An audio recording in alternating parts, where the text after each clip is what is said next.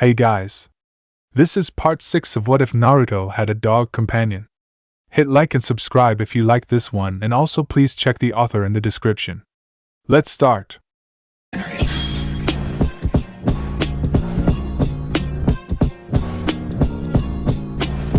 Chapter 14, Ino's Brilliant Prank. Shikamaru Nara rubbed his forehead much in the same manner as a certain Chunin instructor back in his academy days. 7 days. They had been trying to find and talk to Naruto for 7 long days. The genius had come to a very rational and well thought out conclusion. Everyone was conspiring against them. It was the only plausible explanation for how they'd missed the small genin at every turn. They'd gone to the training grounds where Team 7 met early Tuesday only to find that the blonde never showed up and left a furious Sakura. They decided to wait till later after training before going to the ramen stand where Naruto was known to frequent. After that came up empty, they'd been forced to ask around for an address to where Naruto lives. When their search came up unsuccessful, they gave up for the night. Wednesday, they finally caught someone who not only knew where Naruto lived, but also knew that Naruto would be at the academy the next day for a shinobi life lecture, Konohamaru. So they arrived at the academy on Thursday, but Naruto never showed up. It was almost funny to see Konohamaru's spout a fit nearly as bad as Sakura's. It worried them though that Naruto hadn't showed up when he promised he would. Naruto didn't break promises without a really good reason. Friday, they'd gone to his apartment only to find he wasn't home, and then to the mission's desk to discover he just finished a meeting with Tsunade. They then ran into Jiraiya, who said he just talked to Naruto not but 30 minutes beforehand and that the blonde was on his way home. They'd rushed off toward their friend's home only to find Naruto had not gone home. It was at this point that the Nara was considering the idea that perhaps Naruto somehow knew they wanted to talk to him and had been purposely avoiding them all week. Chuji slumped onto the bench in front of the shady store they'd stopped in front of after they'd checked Naruto's apartment again. After which the duo proceeded to turn in the wrong direction and got lost. Troublesome, Shikamaru muttered as he peered up at the darkening sky. It was late Sunday, and his mother would be expecting him home soon. Shikamaru sighed loudly and was about to sit down when someone bumped into him. Shikamaru stumbled back in surprise. A hand shot out and steadied him even as Chuji was standing. Shikamaru followed the arm to find a young boy, younger than himself at least, dressed in black pants and a long-sleeved black shirt. A black bandana hid his hair, if he had any, and black bandages covered him beneath his eyes to just above his chin. Sorry, I'm late for work," the boy said as he made to hurry on his way. Shikamaru saw only the briefest flash of blue before the boy turned from him. Suddenly the boy stilled with a foot still in the air as if Shikamaru stopped him with one of his shadow jutsu. The boy lowered his foot to the ground and turned slightly, peering at him and Chuji as if they were circus attractions, before he came full circle. "What?" Chuji asked as the big teen looked down at himself. "What are clan brats doing in this neighborhood? Got lost?" the boy asked. Shikamaru noted with curiosity that there was no animosity when he asked, merely a tinge of confusion. Chuji sputtered indignantly. "Sort of," Shikamaru admitted with a sigh. "We were looking for a friend and lost our way." The boy nodded his head in thought. "Maybe if you tell me who you're looking for I can help you out," the boy said. "We're looking for Naruto Uzumaki. Have you heard of him?" Shikamaru asked. The boy stared at him, longer than was comfortable, before slowly nodding. "He lives in the Lamplighter's apartment complex," the boy answered hesitantly. "We know that. He's not there. Do you know where he might be?" Shikamaru asked. "No idea. He should be in the Hokage's tower all day tomorrow though, said something about filing," the boy said with a shrug. The boy turned and began walking away. "Wait!" Shikamaru called out. The boy stilled in surprise. "What?" There was an unrecognizable edge to the boy's voice. "How do we get to the main marketplace from here?" Shikamaru asked. "So why exactly are you going to be working in the office this week?" Guruko asked in confusion. The dog walked beside Naruto along the side streets leading up to the Hokage Tower. For some reason or another Naruto seemed to avoid the main street like the plague. Even though the main street was the easiest way to get to the Inuzuka compound, Naruto had dragged them through a dozen side streets around the road to get to it instead. When questioned about the action, Naruto just shrugged and said it was quieter. The loudest genin walking down side streets because they were quieter? Guruko refrained from asking the blonde to elaborate. He had this strange feeling that it would only make his headache worse. I'm going because Bachan wants to test how much filing can get done with the use of shadow clones. You're coming because you insisted on accompanying me all day long. Naruto explained calmly despite the fact that the dog had asked the same question 3 times that morning. After all, calmly didn't necessarily mean patiently. The dog snorted as he looked up at Naruto with his eyes squinted. Why have you been so quiet this weekend? Even when you had the flu you were talkative. Guruko asked. I don't know. I've just been annoying you, so I thought it would be better to give you a break before Kakashi gets here. Naruto replied absent-mindedly. Guruko paused as his headache spiked and an image of the blonde in front of him came to mind, but this one was of Naruto standing subconsciously in front of the Inuzuka's main doors, arms gently squeezing him as a young woman answered the door. Hana. Hey, I got a deal for you. If I totally embarrass myself or I'm doing something wrong and I don't know it, pretend you're having a horrible stomach ache so that we can go home, okay? Guruko blinked as Naruto's voice drifted to his ears, but one look at the blonde beside him told the dog that Naruto hadn't spoken. Where had that come from? Guruko continued to walk, eyes wandering over to the blonde from time to time, and attempting to put down the newly risen headache. Why had it come back? He'd finally gotten rid of it sometime Saturday morning. A thought suddenly struck him along with the spike in pain. When did I start talking to Naruto? The dog thought long and hard as they walked, and yet he couldn't come up with an answer. Not only could he not remember when he started talking to the genin, but he couldn't remember why he'd started talking. The two made it to the tower without incident. Guruko watched Naruto knock on the door, and smiled as a string of vile curses rang through the air from the newly risen Tsunade. It was early. Really early. 7 o'clock early. Naruto smiled cheerfully. Naruto opened the door and Guruko took the liberty of prancing in first to see the grumpy Hokage. For some reason, despite the fact that Guruko was not an early riser, he'd not been bothered by having to get up so early. Guruko looked around and was confused when he didn't see Tsunade behind her desk. The dog's eyes wandered around the room and snickered when they landed on the haggard Hokage sitting up from the couch in the corner, hair sticking out from odd angles, clothes rumpled. Morning, Bachan! Naruto called in a loud, cheerful voice. Tswanda rubbed her eyes with her right hand while rolling and massaging her shoulders with her left. Tsunade spoke in a hoarse whisper. Brat.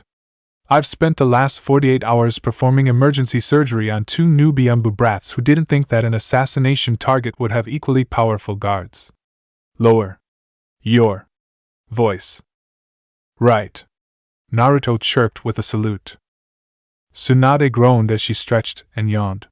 She blinked a few times and gave her office a searching look before sweeping across the room and digging into her cabinet. The aging woman pulled out a concised bottle of sake before putting her lips to her mouth and making a shushing sound to the two. Guruko snickered.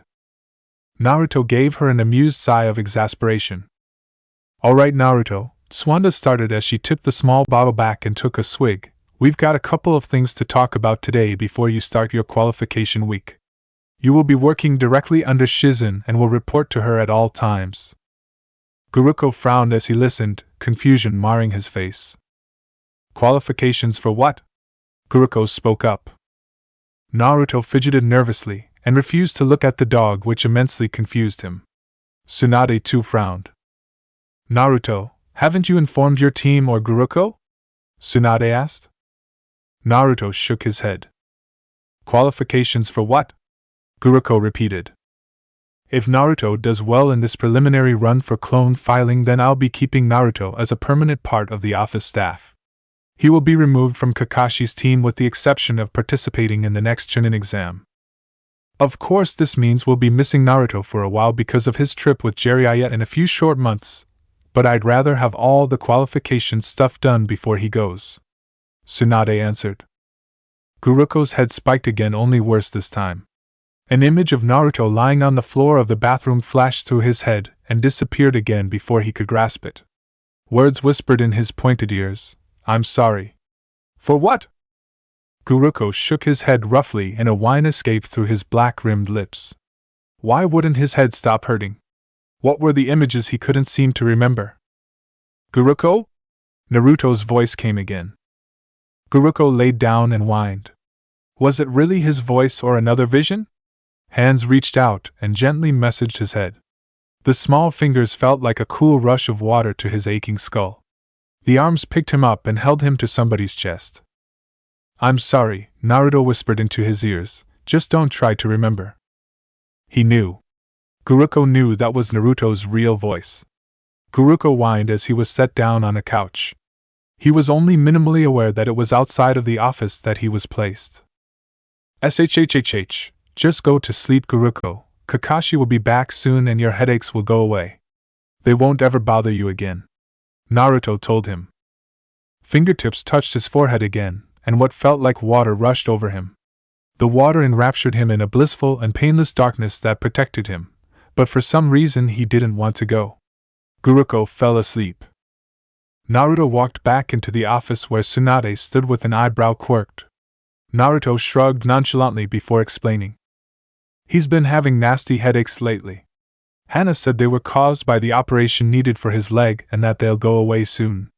The blonde easily lied as he sat back in one of the guest chairs. Tsunade nodded her head in understanding. There were a number of medications used on animals that had such side effects after an operation. "Shizen will fill you in on everything else when she gets here, but for now I would like to take a diagnosis for your heart." Tsunade gently prodded. "And I need you to remove your jacket and shirt. In-depth diagnosis requires skin contact with the area of concern." Naruto fiddled with the hem of his jacket as he let the words sink in. It was Tsunade, the woman he saw as a big sister or even as a motherly figure, but it was still an immensely uncomfortable thought. The only time he'd been in any state of undress in the presence of a female was. Hesitantly he unzipped and shrugged out of his jacket before more carefully pulling his shirt over his head. Naruto looked away as the developing blush on his cheeks darkened. He didn't want to see her face when she looked at him because even if she wasn't sighing he knew that he would probably freak out. Naruto took a deep breath to steady his nerves as he stared down at the tiled floor. It was a completely different situation, but the familiar rise of shame and helplessness came over him, and he had to struggle to not let those emotions show on his face. He heard Tsunade's throat hitch as she took in his body and unintentionally flinched. What is she thinking? Naruto wondered worriedly. His fingers tugged at the edge of the jacket laying on his lap and Naruto was forced to still them when warm fingers touched his stomach. Naruto felt the urge to spring back or push her away, but with hard-won control managed to beat back the feeling. Tsunade's fingers traced his ribs, touching each one as if she were counting them, before finally resting on the area over his heart. A sudden warmth spread across his chest, and Naruto guessed that she'd begun the diagnosis jutsu. The older and younger blonde stayed in that position for nearly 15 minutes before the green chakra died down and disappeared. Tsunade let out a shaky breath as she removed her hands from Naruto's chest. "You can put your shirt back on, Naruto," Tsunade informed him. Naruto nodded without looking at her and quickly slipped his shirt back on. With his chest covered, Naruto finally found he could look in Tsunade's direction. The woman's face was stony, and she appeared to be in deep thought. The silence that filled the room caused Naruto to fidget, his foot pressing down and heel lifting, hand unconsciously moving up to rub the back of his neck. Tsunade bit her lip and sighed heavily. "Naruto, did anything happen about 2 or 3 years ago?" Tsunade asked. Naruto jerked in surprise. His foot stopped moving. His hand fell to his side. Blue eyes simply widened before narrowing before his body stiffened. "No, nothing happened. Where did that come from? How could something that happened years ago be affecting my heart now?" Naruto asked, a touch of anger in his voice. Tsunade bit the tip of her thumb as she looked through her wide-open windows. A cool breeze battered the glass panes on either side so that a rhythmic thumping noise reverberated through the office. "The diagnosis of your heart told me that the damage after your operation was nearly non-existent. In the interrogation with Ibiki, it was found that the doctor assumed that you wouldn't have been able to survive the horrible experience and would have died during surgery. Apparently the doctor back then thought that as long as no one found anything in the autopsy that no one would blame him. He obviously didn't expect you to survive or the third to have one of his personal medics analyze the medication given to you during the procedure. Tsunade sighed again and massaged her forehead. The diagnosis revealed that for some reason your heart came under a great deal of stress about 2 or 3 years ago, and that it has not let up. Whatever it is, I can't find it, but it's like your heart is being squeezed by an outside source. It's been slowly widening the damaged area, and if we hadn't caught it now, you would have been in deep trouble in a year or so. Shizen was right when she said the chamber was damaged and needs to be opened up in order to repair it with medical sealing. Tsunade explained. To all this, Naruto just nodded numbly. Doctor tried to kill him. Gotcha. Sign was accidentally killing him with the torture seal she'd placed over his heart. Right. Tsunade wanted to strap him down to a table and open up his heart again. Still adjusting to information. I would like to get the operation underway this Saturday if possible. The sooner we take care of it, the better. And that means no training until then. While the damage isn't particularly dangerous at the moment, any kind of antagonizing against it could cause the damage to widen. It's a miracle that Kabuto's attack didn't kill you, but thankfully he merely cut the chakra flow to your heart rather than attack the actual organ. It will take a while for your heart to recover afterwards, even for you. I would expect a few weeks of bed rest. Tsunade explained softly. Tsunade wanted him to have an operation on his heart in 5 days. The small genin stood up abruptly, slammed out of the office, pushed his way into the closest bathroom to promptly empty his stomach. Fuck me. Shizen kept a close eye on the green-faced genin while instructing him on the finer arts of where everything was and what needed to be done first. Naruto would shake his head in understanding or ask a question for clarification once in a while. By time 9 o'clock rolled around, there were 10 clones sitting studiously on any handy space, pens filling out papers, and eyes scanning dreary propositions and reports. Shizen was quick to find that Naruto rarely made a mistake. She'd patiently gone through any errors with him, of which he would give a sheepish apology before correcting them. Apparently the Sadame had used his paperwork as a means to teach Naruto how to read and write rather than children's books or blank paper. The third would have Naruto copy anything the man was working on and then have Naruto read it to him and question him about what he read. Due to these circumstances, Naruto knew much more about the politics and workings of Konoha than most chunin. Shizen was ecstatic when 12 o'clock came around and nearly a week's worth of paperwork sat finished with the more important documents waiting for Tsunade to look over in a separate pile. It was around this time that Izumo came into the room with a pile of documents from the downstairs mission room. The man waved merrily to the small blonde who at first seemed surprised, but returned his wave with an enthusiastic grin. Before any of the three could say a word, a loud boom came from the room below. I have once more trumped my energetic students in a race. Even though I am the winner, I think it is more than obvious that my beloved students deserve a wonderful meal on my tab. Do you not agree? Guy's loud and exuberant voice filled the room. Izumo snickered while Shizen wore a look of bemusement. Naruto just grimaced. Will, it appears Guy's team is back from their C-rank mission to the Land of Bears. It was just my luck that I managed to miss him in order to bring up these papers, huh? Izumo stated with a grin. Nothing to do with seeing Anko hightailing it out of the room screaming about running for our lives. Izumo whispered the last part to Naruto, giving the kid a wink. Naruto snickered. Following the advice of the kid from the night before, Shikamaru almost screamed out in triumph when he and Chuji caught sight of Naruto. Naruto was finishing up putting a stack of papers in their appropriate places in a tall, gray filing cabinet. Despite the urge to raise his voice born of hours of frustration and annoyance, he managed to squash it nastily beneath a rock and walk up to the blonde quietly. It was late afternoon, and they'd just gotten back from a series of D-rank missions assigned to them for the day. Shikamaru tapped the blonde on the shoulder, who hurriedly stood up and smiled. Hey Shikamaru, Chuji, what's up? Naruto asked cheerily. Shikamaru tilted his head. Why did it almost seem like Naruto had been expecting them? Shikamaru felt Chuji stiffen beside him as the big-boned teens scrutinized their old classmate. Shikamaru wondered what it was that Chuji was seeing that he couldn't. He saw the dark rings under the boy's eyes, but with his large orange jacket it was difficult to tell that the blonde had lost weight. Chuji was far better trained than he was to see health problems and discerning a person's size through clothing. It was kinda scary seeing his blonde friend looking so sick and casual at the same time. Like he was used to it. It was with a nauseous realization that he probably was. How could he not have noticed in the academy? Chuji moved in first, concern shining in his eyes. "Hey Naruto." Chuji greeted, offering the blonde some of his chips. "No thanks Chuji, I'm good," Naruto replied. "We wanted to talk to you," Shikamaru said, cutting straight to the point. "Oh, well, I'm afraid you're gonna have to hurry 'cause I've only got about a minute or so of chakra left," Naruto said sheepishly. "Huh?" Chuji asked in confusion. Shikamaru scowled angrily. "You're a clone?" Shikamaru demanded in frustration. "Yeah, I'm already on my way home with Guruko and Shizen-san. Boss just got me to stay to finish up this little bit," the Naruto clone explained.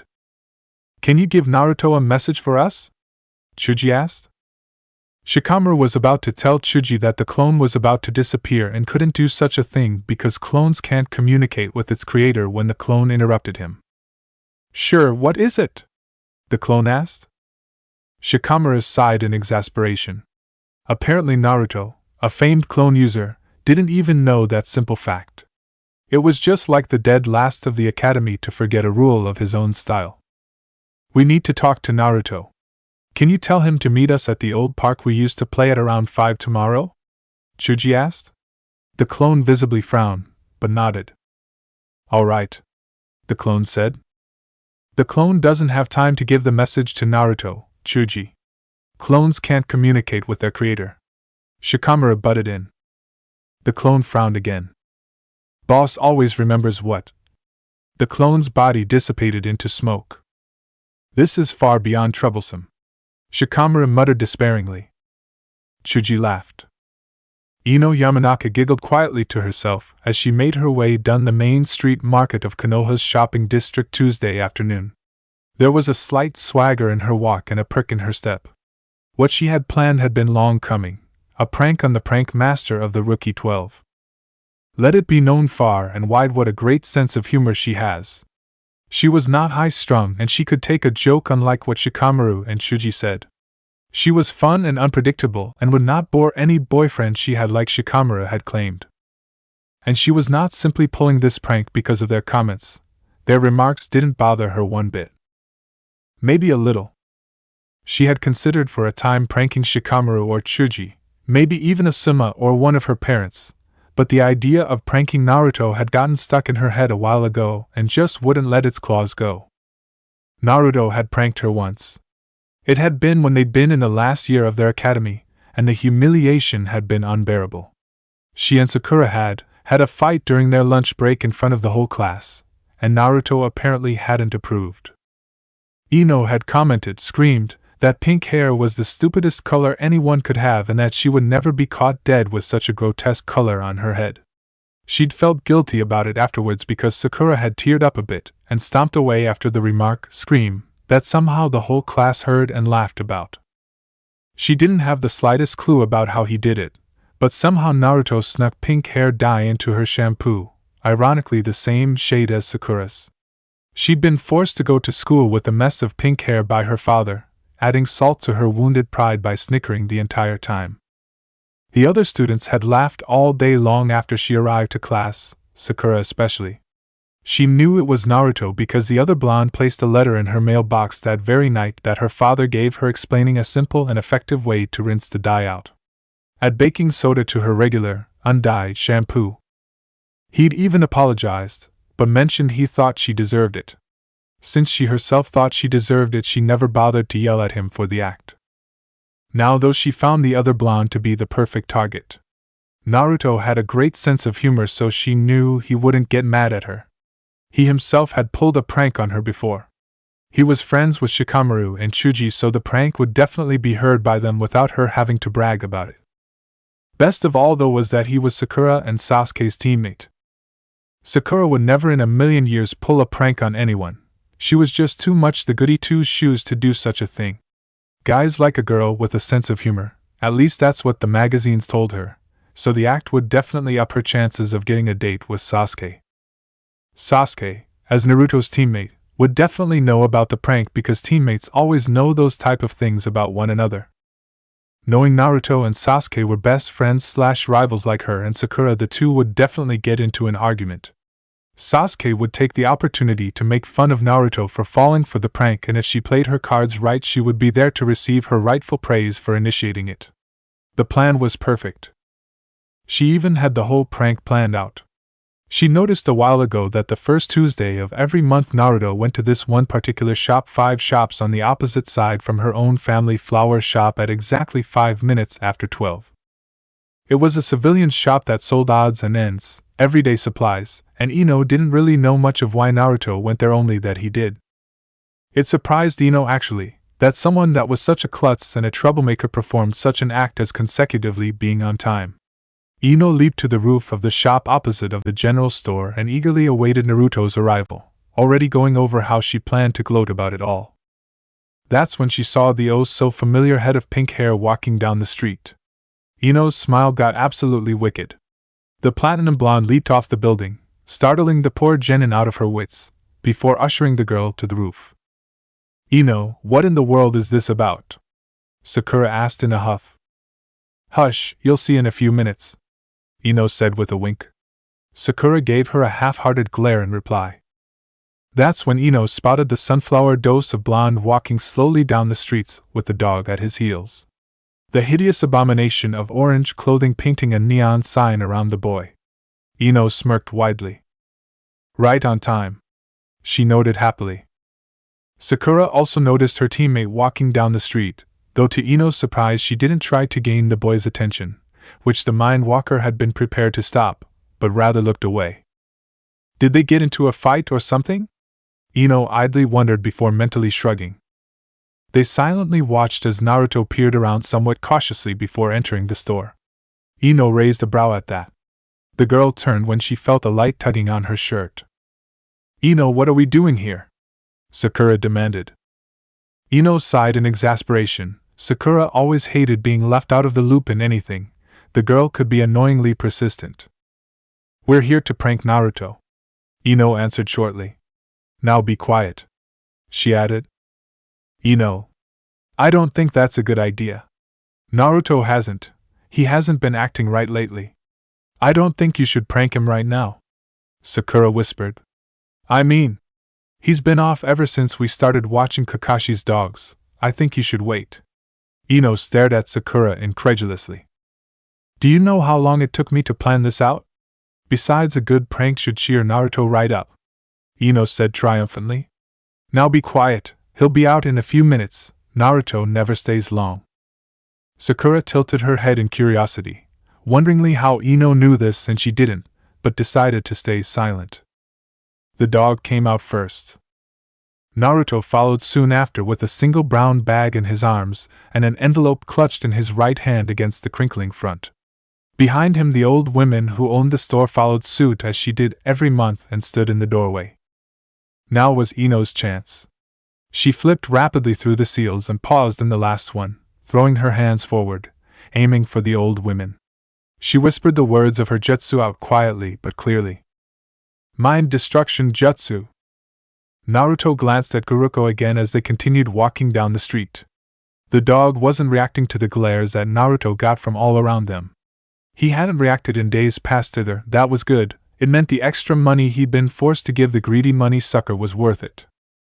A simple mental touch that suggested that any extra attention Naruto received wasn't important.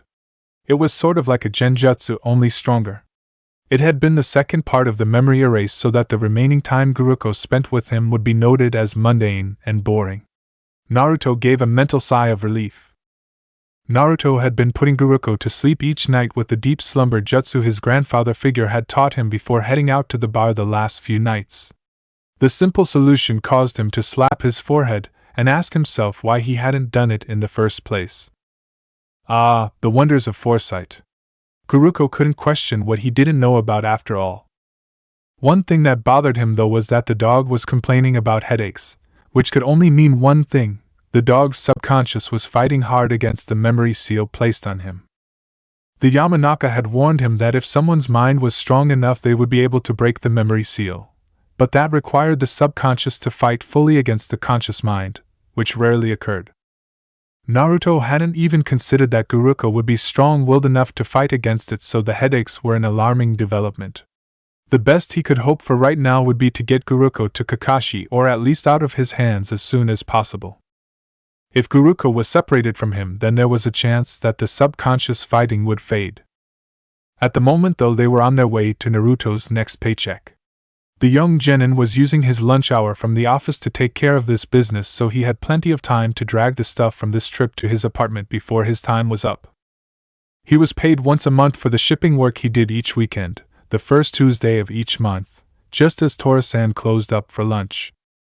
It was an unfortunate coincidence that she possessed the same name as the damnable cat the wife of the fire daimyo kept with her at all time. When the thing referred to as a cat wasn't dragging genin across the city and through the forests like chickens with their heads cut off. Tora-san preferred to perform the financial business right before lunch, so Naruto made sure to arrive no later than 5 minutes after she closes her shop to get it. She was even nice enough to allow him to buy a bag of supplies while no other customers were in her store. The old woman said she had nothing against him, it was just she didn't want any of her customers turning away because he was in there. It was hard for a widowed woman of her age to run a shop by herself in the first place, and if she attempted to show a defiance of the people's opinion she would starve. Naruto understood. Not only did she run her business by herself, but she also organized the shipping job for the merchandise that made its way into her shop as well as the surrounding shops. If anyone found out that she gave him a job and allowed him to shop in her store despite the brief time, she would lose a lot of customers. He'd seen it happen to Tichu and Iam. It was the reason he ate in the back of the shop many a times where no one could see him with Iam. Naruto looked around cautiously as he approached the shop, making sure that there wasn't anyone glancing in his directly, before slipping into the shop. Naruto sighed in pleasure as the warm air of the shop hit his face. It had been getting chillier and chillier as the month wore on. Pretty soon he'd need to get out his scarf and gloves. "What are we doing here again?" Guruko asked in a bored tone. Naruto absent-mindedly bent his hand down and scratched behind the big dog's ears. The dog immediately leaned into the familiar touch, a deep growl of pleasure seeping through his lips, and the irritation evaporated. It was nice, Naruto would admit, to know the dog's weakness. Guruko lazily tilted his head up towards Naruto with half-lidded eyes. "That is evil," the dog declared before once more leaning into the touch. Naruto smiled. Despite the fact that Guruko now thought he was a brainless buffoon that loved the color orange, they once, and a while had a moment of kinship still. "You know you love my evilness," Naruto replied as his fingers gently tugged loose a few stray hairs that had fallen into the nook of the dog's soft pink inner ear.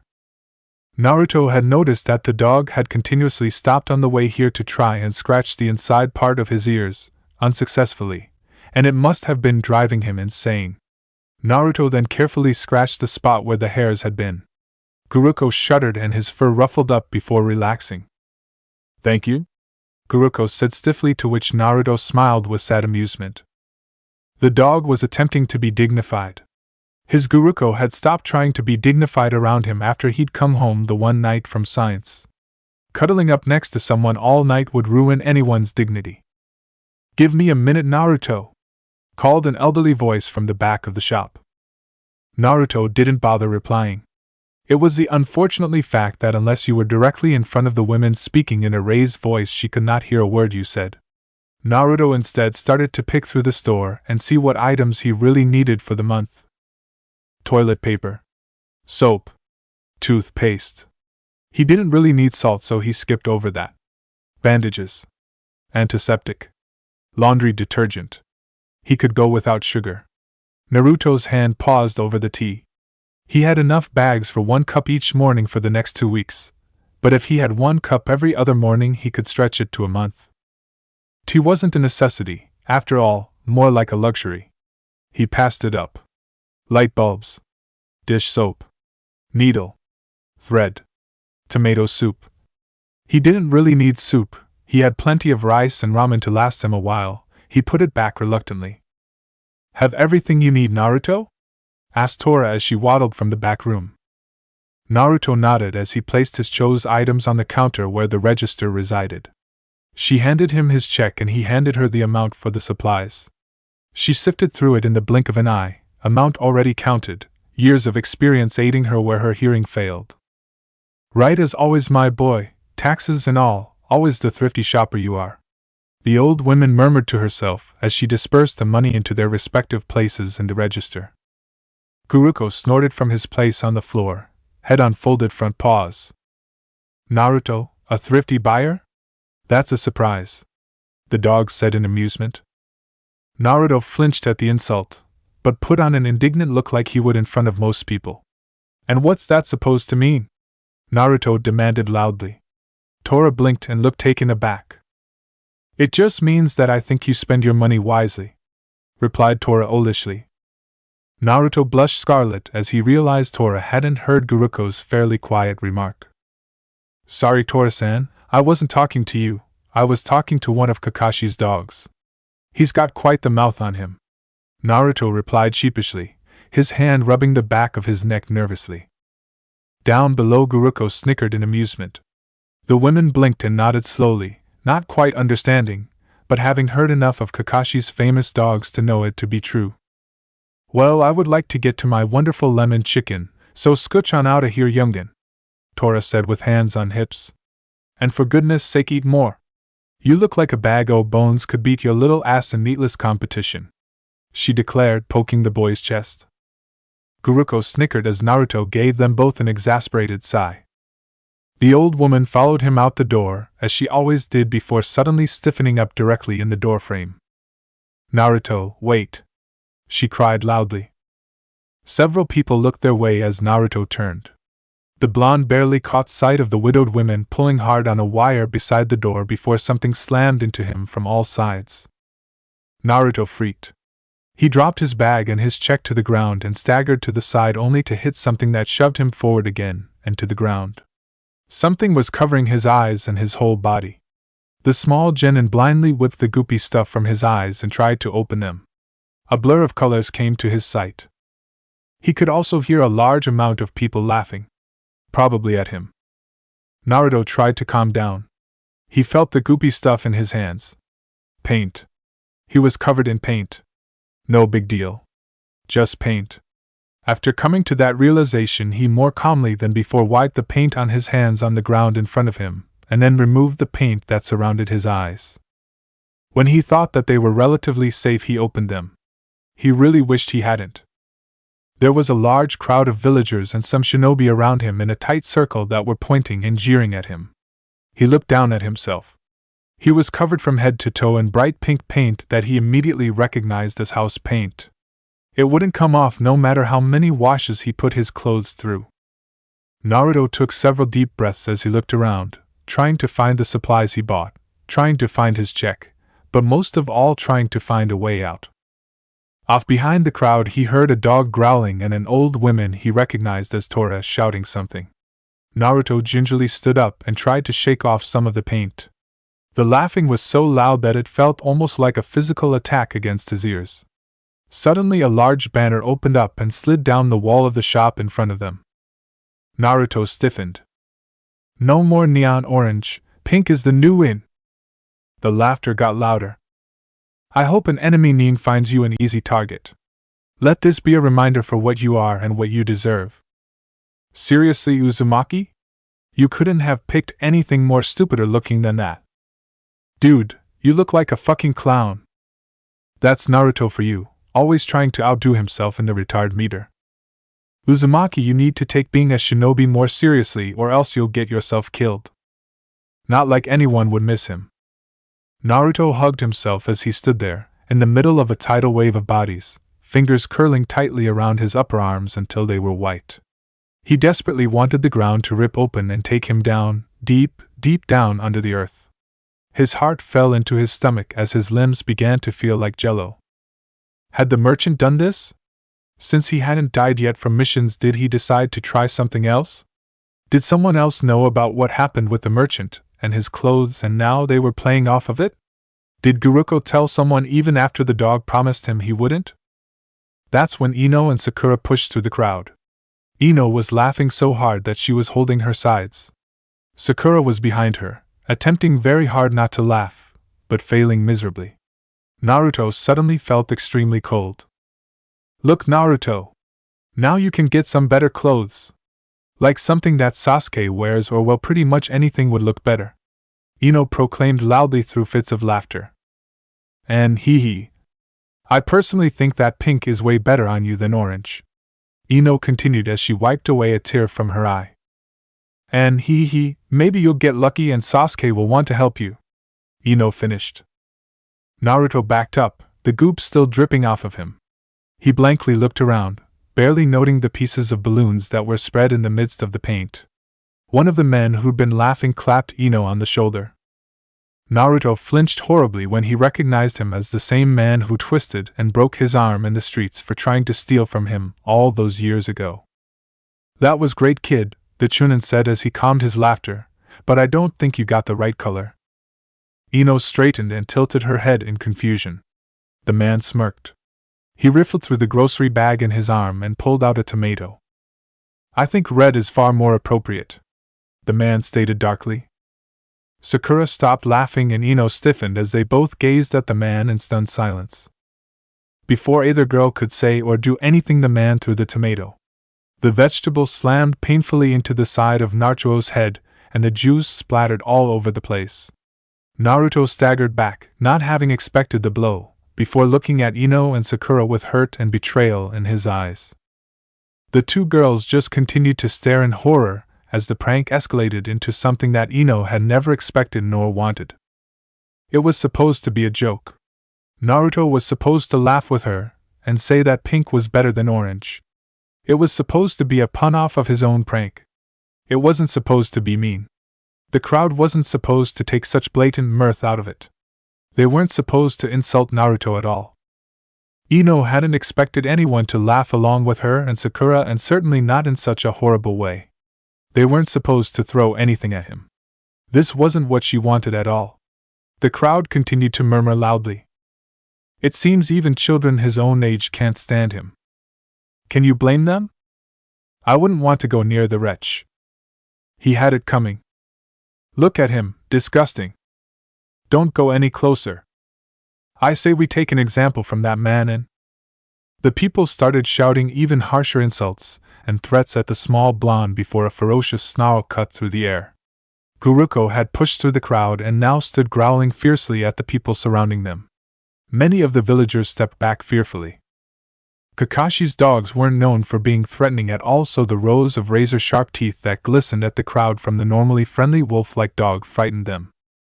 A large man in the back who'd been shouting since the start of the incident took the moment to push through the crowd and stand next to the boy. He towered above the rest of the group and glared venomously around him. He was a shinobi, obviously an akimichi, with dirty blonde hair pulled tightly into a ponytail in the back with his head protector slung around his neck. You people should be ashamed of yourselves, he hissed out angrily. Guruko growled loudly in agreement. The crowd of people just began shouting again, but louder and angrier this time. There was no more laughter from the original prank.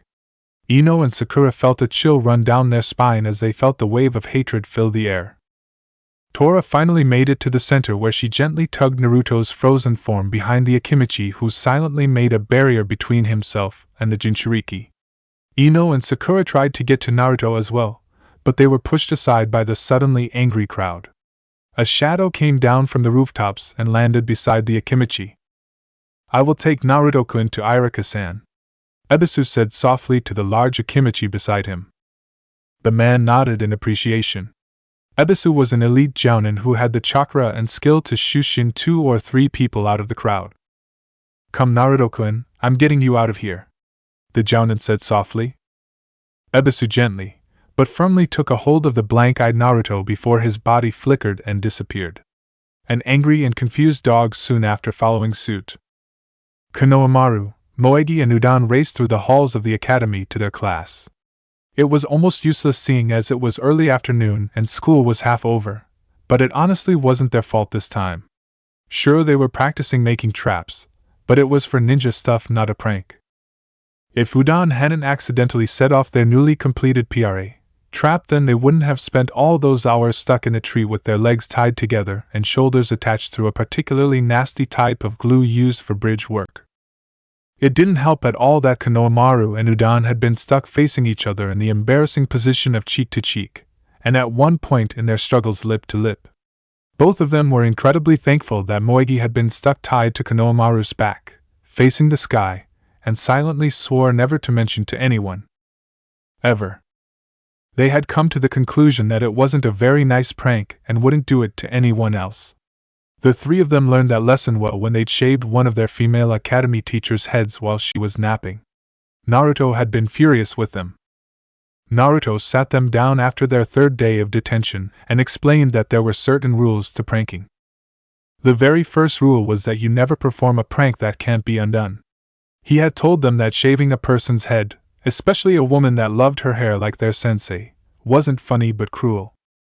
He explained that it would probably take the women a couple years to regrow her hair, and that it would probably deeply hurt her pride to go out in public. They could have permanently done damage that they would never be able to make up for. While it seemed like a harmless prank, it was actually a pretty nasty one. The three of them had been rather ashamed of themselves after that and apologized, this time meaningfully, to their sensei for their actions. Naruto then went on to explain that pranking random people at random times was also wrong. Their idol told them that you have to have the right timing because otherwise you could seriously hurt someone without meaning to. Their sensei could have been having a bad day, in which case the harmless prank could turn into a nasty event to add on to other events that might have led up to something worse. A prank should be performed on a person who has been having a normal day if at all possible. They also needed to be careful about who they pranked. If you wanted to prank someone, you had to make sure that they had a good sense of humor. At this, Naruto had admitted he'd pranked many people without a good sense of humor, but in those cases they had done something bad to him first. They'd asked for him to explain, but he'd laughed it off and refused to answer. That was how their big brother figure was. He could talk all day, but he never talked about himself. The Konohamaru Corps found their big brother figure to be amazingly cool and mysterious. All they really knew about Naruto's past was that he was an orphan that had been close to Konohamaru's grandfather, the third Hokage, before he passed away a few months before. Konohamaru had told Moegi and Udon about how his grandfather had once said that Naruto was someone that he held a great deal of respect for. That had brought up a great deal of curiosity and interest. His grandfather, a Kage, greatly respected a genin? The troublemaker of Konoha? They had to know what it was about Naruto that could do that. Many a times the three of them had come up with theories, all the way from Naruto being a secret Umbu captain to being a refugee from another country, all the way to having some super cool bloodline limit he kept secret because it was dangerous. When they'd barraged the blonde with their many theories, he'd laughed uproariously for quite a while. They'd pouted and Naruto had shook his head and relented. He admitted that while he wasn't a refugee, his mother had been. When they demanded he tell them the story, Naruto had smiled wickedly and said maybe another day. Needless to say, the three had been angry and pouted for quite a while before Naruto dragged them to the ramen stand for dinner. They grudgingly forgave him. The three cautiously turned onto the hall of their classroom before stopping dead in their tracks. Moegi, who'd been distracted by a rather pretty butterfly in the window to her left, accidentally bumped into Udon's back, who fell forward into Konohamaru. They both fell to the floor with eyes still trained on the figure who hadn't even twitched at their arrival. Naruto sat at the small bench outside of Irika's room, covered in half-dried pink paint and some kind of red goo down the side of his face. Their big brother sat staring blankly at the floor with his hands lifelessly in his lap. Konohamaru pulled himself off the floor and carefully walked up to Naruto. Naruto didn't even notice him. "Aniki?" Konohamaru asked quietly. Naruto looked up and Konohamaru watched as recognition flooded the older boy's eyes. Naruto threw a grin across his face and squinted his eyes so that the three wouldn't be able to read him. "Oh, hey, Konohamaru, Moegi, Udon. What's up?" Naruto asked in a raised voice. Konohamaru glanced at his best friends. He told them about what he'd seen last week and about what Naruto said about being sick. They'd been just as worried about the blonde as him. Moegi gingerly walked over, sitting beside the blonde, not caring in the least when pink droplets smeared across the side of her shirt. "What happened, Naruto-ne-san?" Moegi asked softly. Naruto shrugged and attempted to wipe some of the paint off of his hands, only to succeed in moving the half-dried goop around. It's nothing. It's just been a lousy couple of weeks is all. It wasn't a big deal at all. I just wasn't expecting the prank and—" Naruto trailed off, giving a weak smile. Moegi pulled out a square cloth from one of her pockets and wiped most of the paint from his face. "Who pranked you?" Udon asked as Konohamaru swiped a clump of the paint off and sniffed. The scarf-wearing child grimaced as he recognized the strong odor of house paint.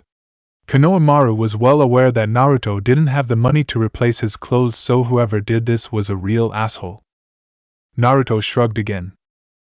Ino and Sakura.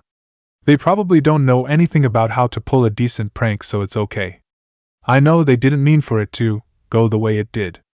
Naruto explained half-heartedly, a hollow laugh echoing sadly in the hallway. The three flinched when the pink-haired girl's name came up. In their experience, she was a quick-tempered female who was loyal to a fault to Uchiha Sasuke and disliked Naruto for some reason or another. They briefly remembered Ino as Sakura's best friend, but Naruto had been hesitant to suggest it for reasons unknown to the trio. His other teammate, Sasuke Uchiha, was a bit of a mixture of feelings for the trio. Moegi would admit that the Uchiha was cute and cool, but Naruto was extremely nice and always willing to help her with any of her problems, so the blonde earned far more respect in her eyes than the Uchiha prodigy. Udon and Konohamaru thought that the Uchiha was cool but that Naruto was cooler. Plus, they'd all seen how the fan-encrusted boy treated Naruto, and they didn't like it. The Uchiha and Naruto were supposed to be friends, but they didn't act like friends, at least not like Udon, Moegi, and Konohamaru did. Moegi used up the last clean corner of her small cloth and pulled it away from Naruto, who smiled at her gratefully. "Thank you," Naruto told her sincerely. She'd managed to clean off all of his face.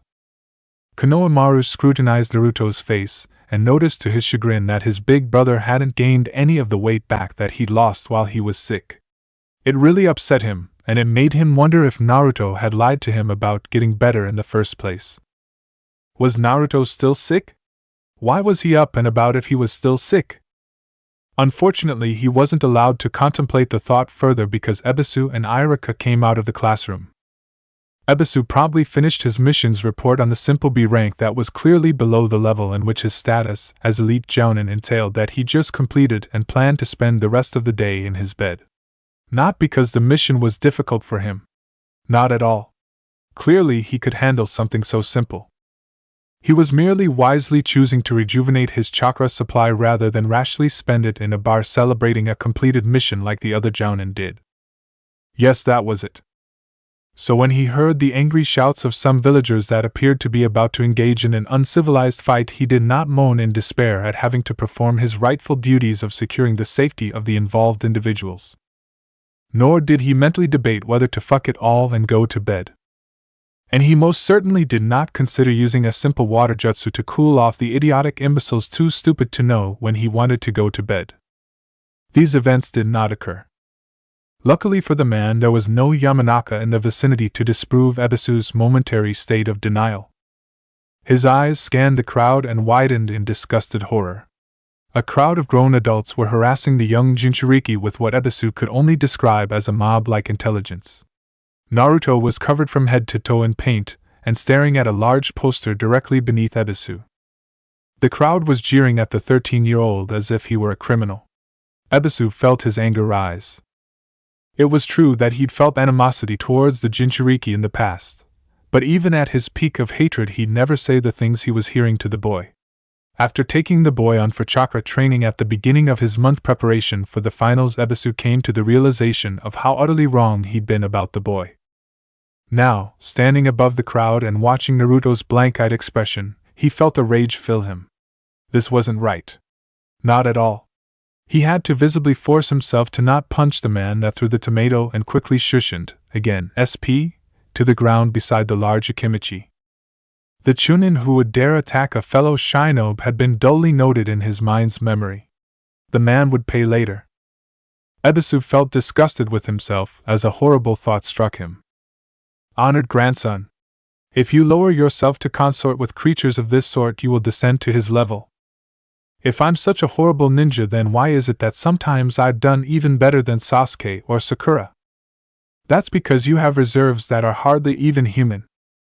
A year ago he had taunted Naruto in a similar fashion, and he'd even gave quite the nasty remark during his training. I will take Naruto-kun to Irika-san, Ebisu said in a commanding, but quiet voice. He nodded to the Akimichi, a silent show of respect being acknowledged between them as he looked toward Naruto. Naruto was a mess. Yes, Irika was definitely the only person right for caring for the boy at the moment. Irika was the only shinobi outside the third Hokage that showed his absolute and full support of Naruto. Come Naruto-kun, I'm getting you out of here, the elite jounin murmured to the small blonde. Ebisu tugged on Naruto's shirt gently, but firmly, and pulled the boy closer to him. The man let out a breath as he concentrated the little amount of chakra he had left, and before the crowd disappeared in a swirl of leaves. Ebisu thought it was strange, as they entered the academy, that Naruto would allow him to lead him like he was. Normally the blonde would have been furious to be led by the hand like a child.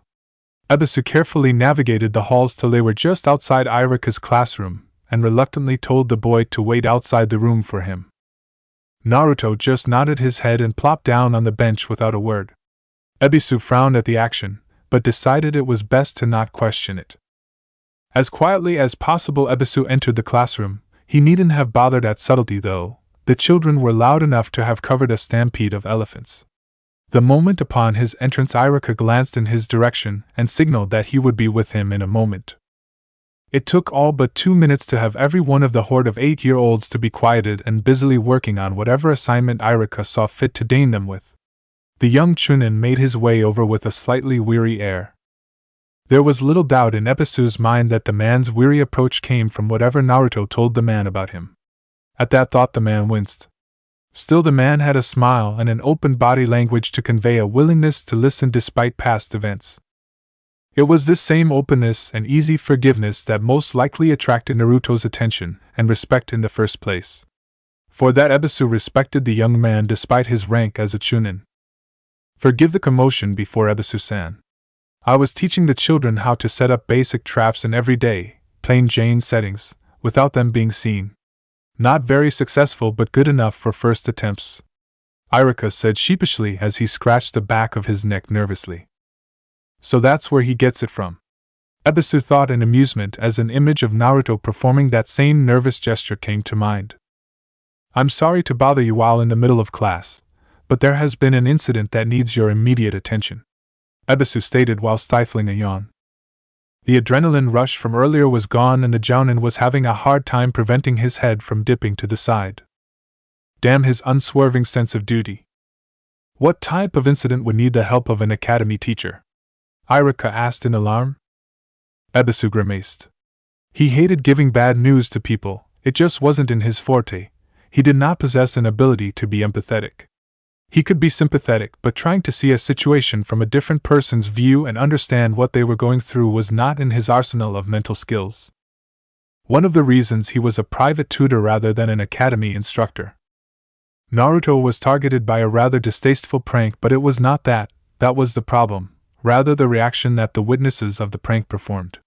The crowd took the opportunity unwittingly supplied by Sakura-san and Ino-san to threaten Naruto. One of them even had the gall to throw something at the boy. Ebisu explained quietly. Irika was looking pale as he continued to talk. Naruto is safe, outside this classroom actually, but I thought it would be best if you kept an eye on him today. It's been years since so many people showed such blatant anger so publicly. I will watch your class for the rest of the day, Ebisu finished briskly. Irika nodded thankfully and the two men headed to the door. Ebisu watched as Irika stiffened at the sight of the small blonde. The man doubted he even noticed his 3 late students standing around the boy. Naruto shrugged in response to Irika's frozen form and tried to slap a grin on his face, but it turned into another grimace. Oh Naruto, Irika said softly, The young Chunin wrapped his right arm around Naruto's shoulders, not hesitating in the least despite the paint, and began to lead Naruto down the hall.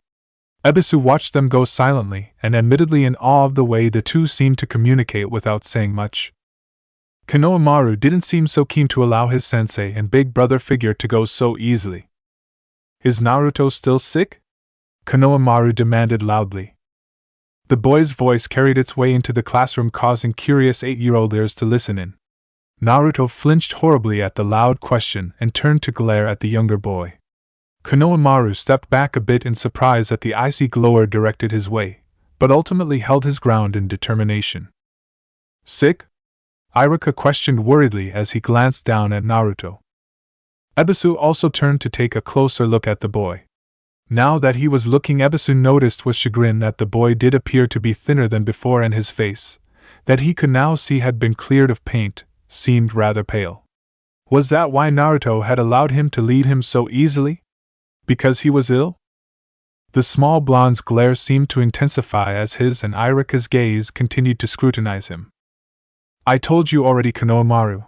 I came down with a bad flu, but now I'm better. I'm not sick anymore," Naruto said angrily. Ebisu noted with more than a little confusion that the anger seemed to be laced with fear. Fear of what? Konohamaru crossed his arms in rebellious defiance and glared back fiercely.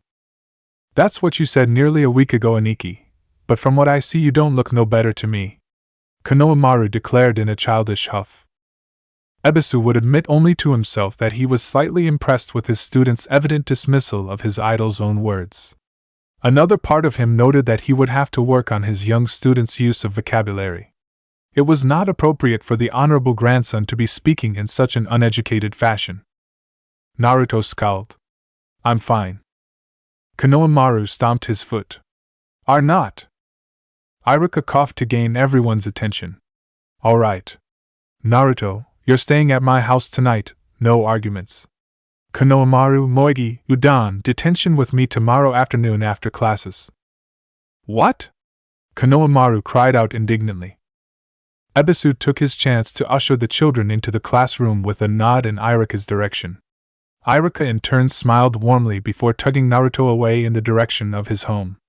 Naruto followed tiredly behind him, not in the mood to fight or argue, till he walked beside him. As they entered onto the front road, Naruto leaned against Iruka's shoulder. The man once more put his arm around Naruto's much smaller shoulder with a worried frown creasing his features. When one of Kakashi's dogs leaped from a roof and padded along beside them, Iruka spared the animal barely a glance before his attention drifted back to Naruto. The medium-sized wolf spoke not a word as he followed the two humans. "Lady Tsunade, there's a young genin here to see you, Sasuke Uchiha," Shizen announced in a clipped tone. Tsunade raised a brow at her assistant, but nodded in acceptance. She'd question the young woman later. Shizen used the same tone of voice and nature when she interacted with her newly made apprentice Sakura. In walked the famed prodigy of Hotaki Kakashi of the infamous Sharingan. The boy was tightly holding his shoulder where, if she wasn't wrong, lay the curse seal placed there by her Rouge teammate. The raven-haired youth had a look of resigned determination, like he was walking to his own execution, and wished to see it through with pride. The arrogant smirk he normally wore had been temporarily subdued for some reason. Both her eyebrows rose. The Uchiha sat down roughly in one of her two guest chairs, a worn look stretched across his face, pride the only thing keeping him from moaning in pain. Tsunade gingerly picked up her freshly made cup of tea and calculatingly looked over the rim toward the boy. She murmured softly, "I don't recall inviting you to sit in a chair, boy, so please tell me why it is that your ass is in one of my seats." It wasn't a question, more of a demand, much to the prodigy's immense surprise. The Uchiha blinked, then sputtered indignantly, thought about it, and proceeded to swiftly stand without a word. He remembered some of Sakura's yammering, and two of those things were the Hokage's strength and temper. Tsunade nodded her head in approval. The boy was smart after all. "All right, good, now you may have a seat, boy," Tsunade said with a wave of her hand. This time the Uchiha blinked for several seconds before looking at her incredulously with an almost angry aura. "Well, I don't have all day to listen to your useless whining, so sit down," Tsunade said far more harshly. Aw, she forgot how much fun it was to scare little Genin could be. The boy scrambled to the seat he'd been in only moments before. So what request do you have for me? I've already gotten requests from both of your teammates, Tsunade said idly. The Uchiha in front of her tilted his head ever so slightly, which caused all of his bangs to fall to one side of his face, and both eyebrows raised. I know that Sakura asked you to be her mentor, but what did Naruto ask you for? Sasuke asked before wincing. Tsuwanda couldn't tell if it was due to the cursed seal or the mention of Naruto's name.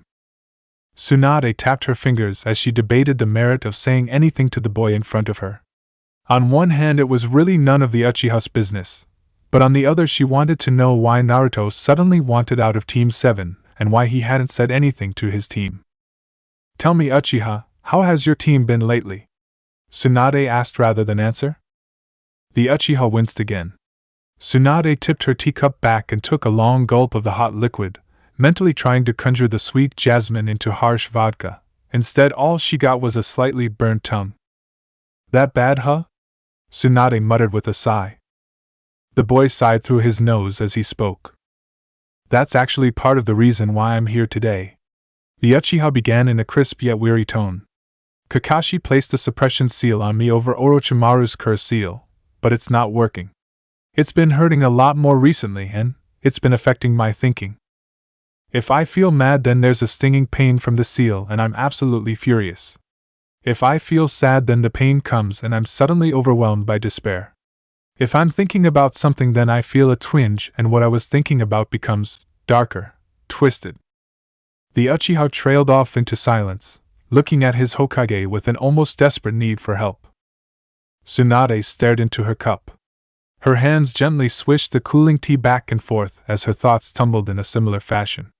She really didn't know much about the boy in front of her, only that Naruto was willing to die in order to bring her back home to heal him and their sensei. She also knew that Sakura had a rather large crush on the boy. Luckily, she'd learned how to tune out such rants with a miracle ability called selective hearing. It was often used by the elderly shinobi, such as her own sensei, and mistakenly labeled as going deaf. It left her in the unfortunate position of having no clue as to any of the many facts Sakura would have informed her about if she'd been listening.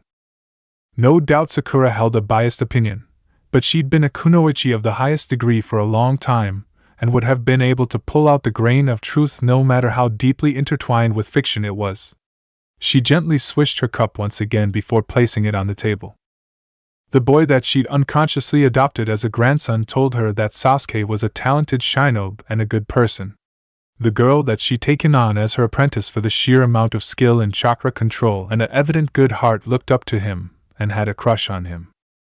Sasuke Uchiha, huh? Tsunade cleared her throat. The seal placed on you to control the cursed seal relies solely on your will. The only way that the cursed seal would be able to influence your thoughts would be if you wanted the power that it offers, whether it be conscious or subconscious. The only way that the suppression seal can effectively work is if you wholeheartedly want to suppress it and all that it represents. Tsunade stated matter-of-factly. Sasuke visibly flinched and looked away guiltily. Tsunade nodded to herself, silently wishing that a nice bottle of sake was within her grasp. Unfortunately, her loathsome and nosy know-it-all assistant had decided that alcohol in the office was a bad thing. Shizen's such a fun sucker, Tsunade thought dismally. So you consciously wanted the power. What made you come to me for help then? Tsuwanda asked. It was just her luck that her wretched ex-teammate would leave her with a mess. The Uchiha, knows Sasuke, still refused to look at her. He preferred to look out the window, keeping her in his sight from the corner of his right eye, his fists clenched white at his side. Something happened nearly a week ago that made me realize that my thoughts are being manipulated. It scared me to death and made me angry at the same time. I don't want anyone or anything to make decisions for me or force me into something. What happened? It forced me to think rationally, clearly. Sasuke tried to explain. It made me see a lot of the things I've been doing and saying recently without the anger and hatred clouding everything. The last of the words were said so quietly that Tsunade had to strain in order to hear the boy. Tsunade peered at the dark-haired little genin in front of her with the tiniest bit of respect. Perhaps her ex-teammate hadn't been quite so right about the last Uchiha of Konoha after all, and some of Naruto and Sakura's respect for the boy held some foundation to it. She considered the situation as the last few drops of cooling hot tea slid from side to side. There was one option that she could offer the Uchiha, but if the boy wasn't strong enough, if his will wasn't absolutely set. Tsunade spoke softly, but her voice was so crisp and clear there was no mistaking anything she said. I would like to propose an idea to you, Sasuke. 2 people have gone through with a particular ritual to completely seal away a cursed seal given to them by Orochimaru that entails some high risks. Sasuke's eyes narrowed. I'll do it. Tsunade smirked. Your arrogance is just as large as your predecessors. There are no percentages of risk for this, Sasuke, simply a reading of the soul. The success completely depends on you. In this ritual you will either walk away with your life and freedom, or be devoured by the seal till ashes remain where your body once was. Live or die depends completely on you. In the wake of her words, Sasuke simply sat there quietly. Tsunade gave the boy a sad, rueful smile, her voice just as cheerful and stern as when he walked in the office. Still eager to jump into this? Naruto pulled the towel through his hair as he stepped out of Irika's shower. The air was full of steam as the blonde had taken advantage of the hot water, nearly burning his skin. He was more relaxed in Irika's home than he ever was in his own home, or with his team. His muscles, which seemed to have been stuck in a permanent tense state, finally relaxed under the shower's ministrations. When he got dressed in a pair of Irika's rookie Chunin clothes, he found Guruko and his old sensei waiting for him on the couch in the living room. Pulling the far too long sleeves up his arm and trying not to trip on the too long pant legs, Naruto stumbled across the living room. He settled into the spot beside Irika and leaned against him without a word. In response, Irika carefully picked up 2 mugs of hot cocoa from the coffee table and placed one in Naruto's hands. Irika knew exactly how to handle a melancholy Naruto. Warmth and companionship. A hot shower, something warm to drink, and a familiar person to just be with. No words are required. The simple act of being beside one another in safety was good enough for the blonde to feel better. Irika wasn't quite sure what to make of the animal beside him, but somehow the dog seemed just as confused and worried as himself. So the academy teacher simply shrugged at the dog's presence. Guruko seemed to relax Naruto, and that was good enough for him. Naruto held the warm chocolate liquid comfortably and took a sip of it contentedly. He could always just get up a little extra early tomorrow to work it off. Naruto brought his legs up on the couch and fully leaned his head against Irika's arm. Guruko moved from Irika's side to Naruto's, snuggling as close as he could, and burying his face under the pillow at the edge of the couch. You want to talk about it? Irika asked quietly. No, Naruto said firmly. Irika nodded in understanding. Naruto took another sip before leaning forward and setting the mug down again. As he withdrew back into the comfort of the couch, he laid his head down on his knees so that he was looking at Irika. Irika-sensei, what are you doing Saturday? Naruto asked. Just grading papers, why? Irika asked, also putting down his mug. There's something important that I'm doing Saturday, and can you come with me? Naruto asked softly. Naruto glanced quickly at the dog beside him, eyes nervous, and shoulders tensed uncertainly. Irika frowned. Naruto sounded scared, and that quite frankly spooked him. Naruto wasn't scared of anything. He was the student who jumped off the cliff first to jump into the water below on a field trip. He was the one who stood up to 6 older boys bullying him, and won in the fight that followed merely because he could take the hits they threw at him. He was the child who bypassed several Chunin squads to hang suspended on a rope over a nearly 1,000-foot drop to paint the most prized monument in Kanagaku. Naruto was someone who faced a Chunin in battle and won before he even graduated from the academy. Naruto was not frightened easily. What is it that you need to do Saturday, Naruto? Irika asked. An operation. Naruto mumbled. I'm sorry, what? Irika asked, confused. I need to get an operation. Naruto stated louder. Guruko's head shot out from under the pillow. Irika stiffened up and stared at his younger brother figure. An operation for what? Irika asked worriedly. Naruto? Guruko prodded gently. For my heart. Naruto finally answered. Explain. Iruka demanded calmly.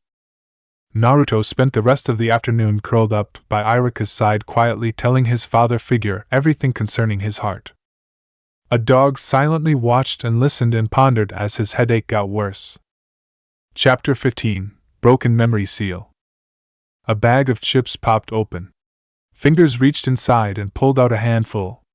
Eyes belonging to a rounded face peered around the deserted playground in search of blonde hair. Chuji licked his lips as Shikamaru glanced his way from his spot on the ground. Sharp dark brown eyes periodically would sweep their sights across the area before turning up once more.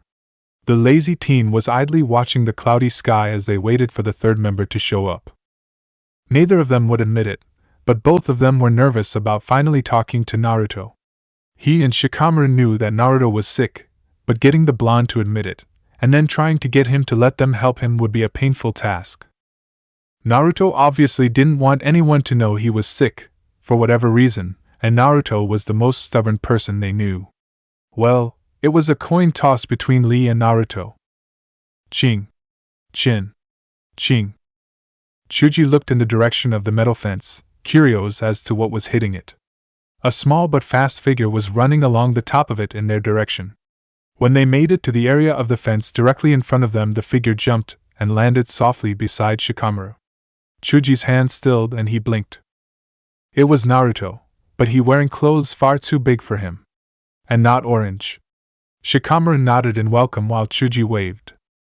Sorry I'm a few minutes late. I got into a mess and had to borrow clothes from Iruka-sensei. Naruto explained sheepishly. Ah, that explained it. Chuji's eyes critically assessed the small blonde before him. By the dark rings, Chuji could tell that Naruto hadn't gotten a full night's sleep in the last 3 or 4 weeks. The visible sign didn't seem to be in sync with Naruto's body language, though. Normally a person that's sleep-deprived would have disrupted body movement. Jerks. Twitches. Stiffness. Slowed reaction time to speech or movement. Naruto exhibited none of these. Then it clicked. He remembered a conversation that Ino and Sakura held not too long after the Chunin exams. Sakura had commented that Naruto healed faster than most people. That claim was supported when Naruto, who'd been badly cut up and heavily bruised from Team 7's mission in Snow Country, was healed completely in 2 days. It would take a normal person 3 weeks to heal from the same wounds. Chuji supposed that such a healing rate could also point to an ability to endure longer periods of stress on the body before it succumbs to evident signs of fatigue. Naruto's tan skin held a pinched look to it, slightly paler than normal, with small patches of red that would have been easier to see if he was looking at someone naturally pale. Naruto's lips were dry, cracked, and nearly white. These things pointed to slight dehydration from vomiting at a low level, but constant fever that might have been a high level at one point. Naruto's hair was also duller than usual, which pointed to a sudden lack of vitamins, not just one kind, but most vitamins. Chances were that Naruto hadn't been eaten very much since his illness struck him. Naruto shifted, walking over to the swings, and sagging tiredly into a seat. The movement told Chuji exactly how much Naruto weighed at the moment, and it scared him even further. Out of the rookie 12, Naruto was the youngest and smallest of them all, even all the girls. Naruto was normally about 85 pounds, which Chuji knew was 5 pounds less than he should be, for his age and height. At the moment, though, Naruto was only 74 pounds. Whatever sickness this was, it had caused a dangerous amount of weight loss. Chuji imagined that Naruto's collarbone was probably far most defined, and his ribs visible along with his hip bone. Once again, though, his damned oversized clothes hid it from view. Naruto began to push back and forth on the swing with his feet, just hard enough to give him a little movement. That was Naruto, never satisfied with holding still, naturally fidgety. So what you guys want to talk about? Naruto asked. He traded glances with Shikamaru. Shikamaru sighed. Look, Naruto, it's too bothersome to attempt to beat around the bush with this. We know that you've been sick and it's really worried us, Shikamaru said bluntly. Naruto's feet dragged across the ground as he halted the swinging motions to look up in surprise at the two of them. Blonde hair fell to the side as Naruto tilted his head and squinted his eyes in scrutiny.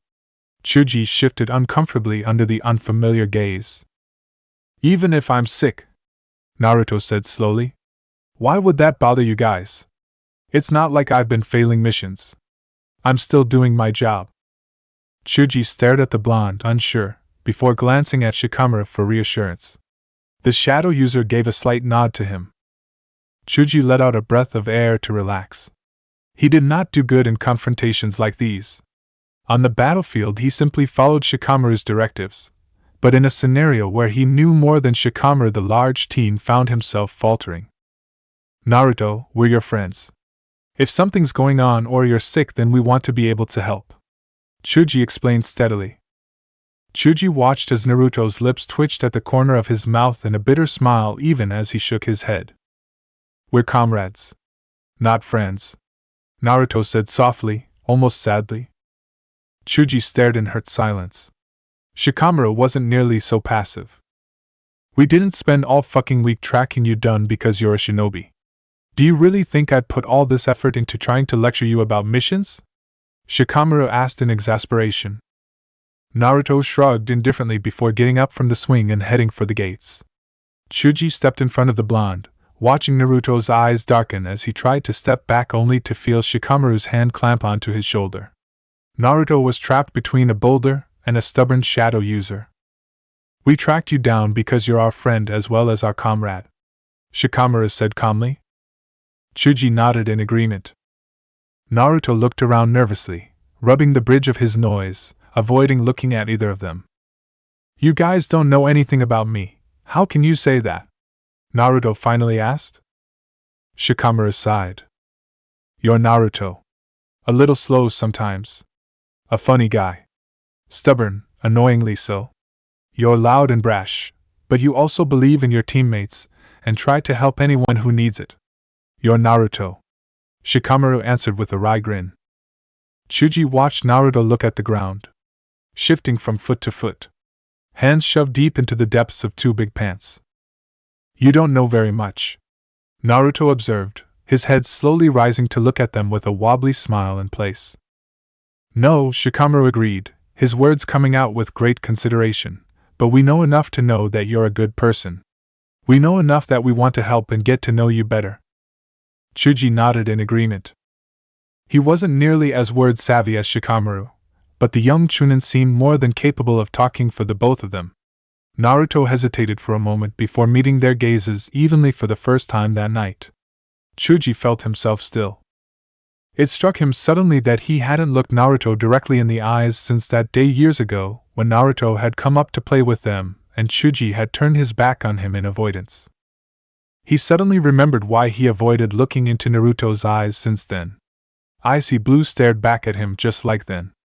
Guarded. Weary. Unsure. Hopeful. Naruto's eyes went completely against his personality in every way and made you question not only him, but yourself. It was eerie. Always had been. He could even hear Shikamaru's shift from front foot to back foot. He'd been startled. What if I'm not a good person? What if you're wasting your time by going through all this effort just to help someone who doesn't deserve it? Naruto questioned, cold eyes glittering in the moonlight. The month was near its end. The full moon casting shadows about the sturdy ground that weaved with the leaves swimming about the windy air. Winter would be there soon with its chilling air and unforgiving bite. Chuji wasn't sure what to say to that. He tried. Really he did, but it was too much. His lips twitched, and a grin spread across his face. Shikamaru shook his head and laughed. You really do have to make everything so troublesome. Tell you what. If you turn out to be some evil person bent on world destruction, we'll talk about what you deserve and don't. Otherwise, I think any effort we put into helping you is worth it, Shikamaru said, clapping Naruto's back lightly before flinching at the muscle and bone he felt. Chuji saw this and grimaced. They'd gotten a bit sidetracked. Naruto didn't laugh at Shikamaru's joke though, instead he seemed to pale a little. Shikamaru raised that brow questioningly as Naruto muttered under his breath. Eh? Naruto, you aren't planning world domination, are you? Chuji asked teasingly. No. Naruto answered, eye twitching.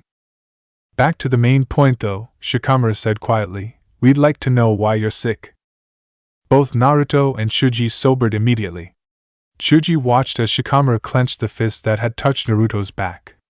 It seemed that his friend knew now what Chuji had known since Naruto sat down on the swing. Perhaps not the extent, but certainly a much closer idea than he had before. It's not bad. Just a nasty flu. I'm already over it. Naruto told them, grinning. Chuji stared at his friend long and hard. He was lying. He knew that much, but the smile looked real. It made him feel intensely uncomfortable to know that his friend could lie so easily. You don't have to lie to us, Chuji said softly. Naruto's smile faltered for a second before it became wider. It's not a big deal. I can take care of myself. I'm not weak. Naruto insisted, waving his hand as if to wave off the whole affair. We're not saying you are, but we are saying you need help. There's a big difference, Shikamaru told him sternly.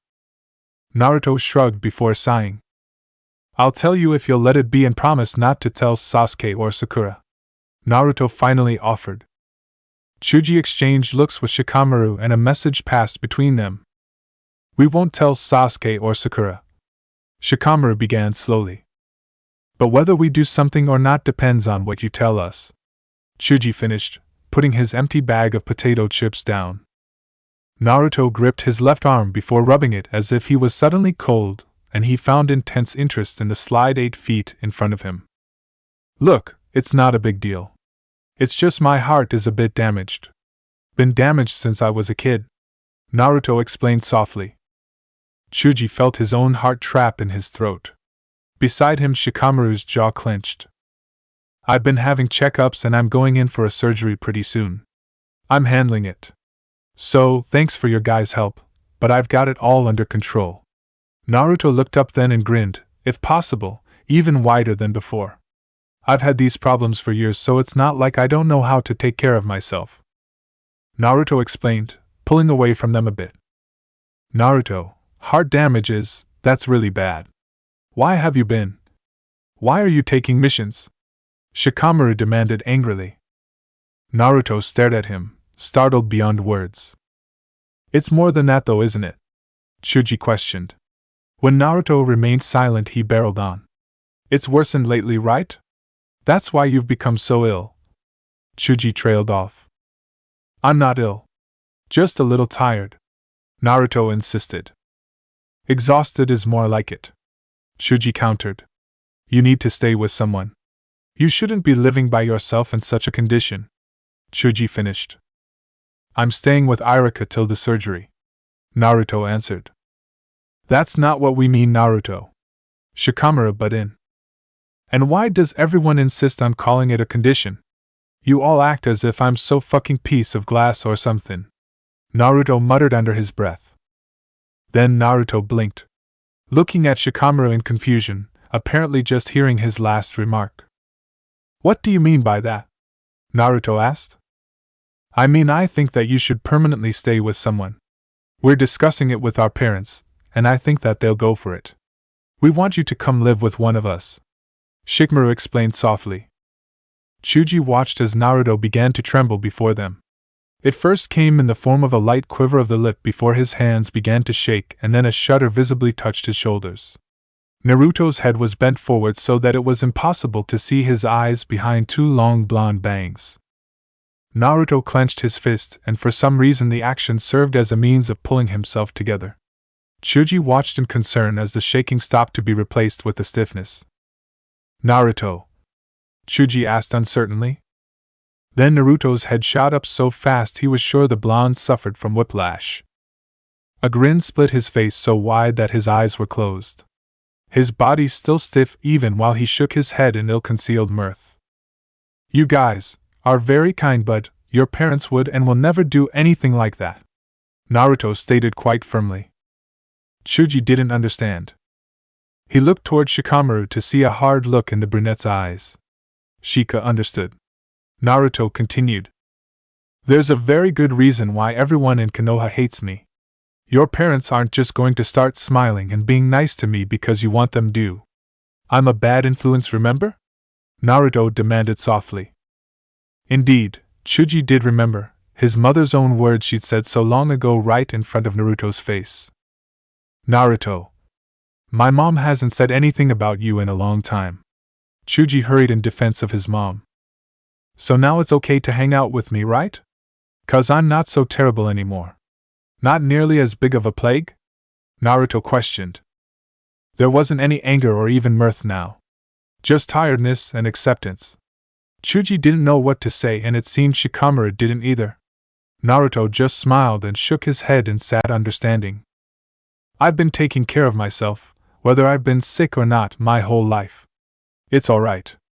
I don't need help, and I would never bother you guys and your families like that, Naruto said reassuringly. The blonde gently placed a hand on Chuji's shoulder, giving the tense shoulders a gentle squeeze, before walking past him. Naruto bent his knees slightly in preparation for making a jump up onto the chain-link fence once more in order to get to the rooftops when Shikamaru called out to him. Whether you like it or not, we're not giving you a choice in the matter, Naruto. You're going to be staying with one of us after your operation. We'll be at the hospital this Saturday waiting for you to get out of surgery. You hear me? Shikamaru told Naruto. Naruto gave a non-committed shrug without looking back. Leaping up into the air, he landed lightly on the fence before leaping once more and landing on the rooftops of the Leaf Village's Ninja Academy. Little did the Dew in the park know that Naruto wouldn't be going to the hospital. On his way back from talking with Shikamaru and Chuji, Naruto searched the market district he'd been in that afternoon for his check and any remaining groceries. It was unfortunate for him that Tora-san had gone home already, so if the old woman had managed to pick anything up, he wouldn't know until the next day. He found nothing on the streets. None of his groceries and no check. 4 weekends of hard work destroyed in a matter of minutes. Grim-faced Naruto made his way back to Irika's home. To his dismay, the young Chunin sat in the kitchen, flour on his face, with a beautifully cooked dinner on the table.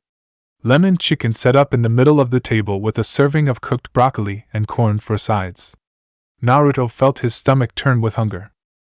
Guruko yipped happily, despite the fact that he'd eaten his fill of meat that day already, and begged shamelessly at Irika's feet. The smell was unbearable. It was mouth-watering. Irika's smile was so warm and kind. Naruto unconsciously let his right hand touch his disgusting, growling stomach. God, he wished it would stop. It was embarrassing. As if he were begging to be fed and fattened. Naruto felt himself blush horribly as the sound of another growl filled the air. Irika laughed good-naturedly. Well, it sounds like someone's hungry. Come. Sit and eat, Irika said happily. Naruto hesitantly sat down. You didn't have to cook all this, Irika-sensei, Naruto put forth. Nonsense. You're a growing boy, you need to eat a good meal outside of that junk you have in your home, Irika said with teasing sternness. The only way I grow seems to be outwards, Naruto thought sullenly as he stared at the food. Irika placed his food on his own plate before looking at his young charge expectantly. Naruto bit his lip before putting a small portion of each delicacy onto his own plate. Irika frowned, causing Naruto to double-check the portions. Did I take too much? Naruto thought stiffly. Naruto. Is that all you're going to eat? You didn't get very much, Irika asked in concern. Confused Naruto could only nod. Irika took a bite. A look of contemplation on his face. You know, I really won't be able to eat all of this by myself. I made enough for 3 people, not me and the dog, Irika remarked with a wink. If you feel embarrassed about eating at my house, don't be. You're more than welcome to have anything in my home, Naruto, Irika explained casually. Thank you, Irika-sensei, Naruto responded meekly. Naruto took a bite. It was absolutely delicious. It made him realize just how hungry he was. He hadn't eaten since yesterday. He wouldn't eat much, just what was on his plate. Naruto savored each piece, telling Irika how good it was after each one, leaving the older male with a bright smile on his face. Even the vegetables steamed with special herbs tasted good. Naruto was very aware of the giant bulge his stomach was becoming, though. He could practically feel the slimy fat touching the edge of his pants. Naruto put the fork down when he ate the last of the corn. His eyes shamefully pondered just how fast he'd eaten it all, like a pig eating his slop. He eyed just how white the plate looked. Not a speck of food left. He would be meeting Sign tomorrow night. He'd just have to work extra hard after he got out of the office for the day tomorrow. There's nothing worse than a fat whore. Your body flabs moving all over the place. Disgusting. You should be ashamed of yourself, but like the fat fuck you are, you're just gonna go home and stuff yourself again. Sign's cruel words whispered. Naruto jerked in surprise when something plunked onto his plate. There was another piece of chicken and some more broccoli on his plate. Naruto looked at Iruka questioningly. Eat up. You're obviously still hungry. I told you that you don't need to be so formal and polite in my house. If you need anything now or in the middle of the night, just get up and get it. Iruka explained happily. I don't need all this. Naruto tried to protest. Really, Iruka-sensei, my first plate was more than enough. The blonde only just barely managed to keep the rising panic out of his voice. Iruka frowned.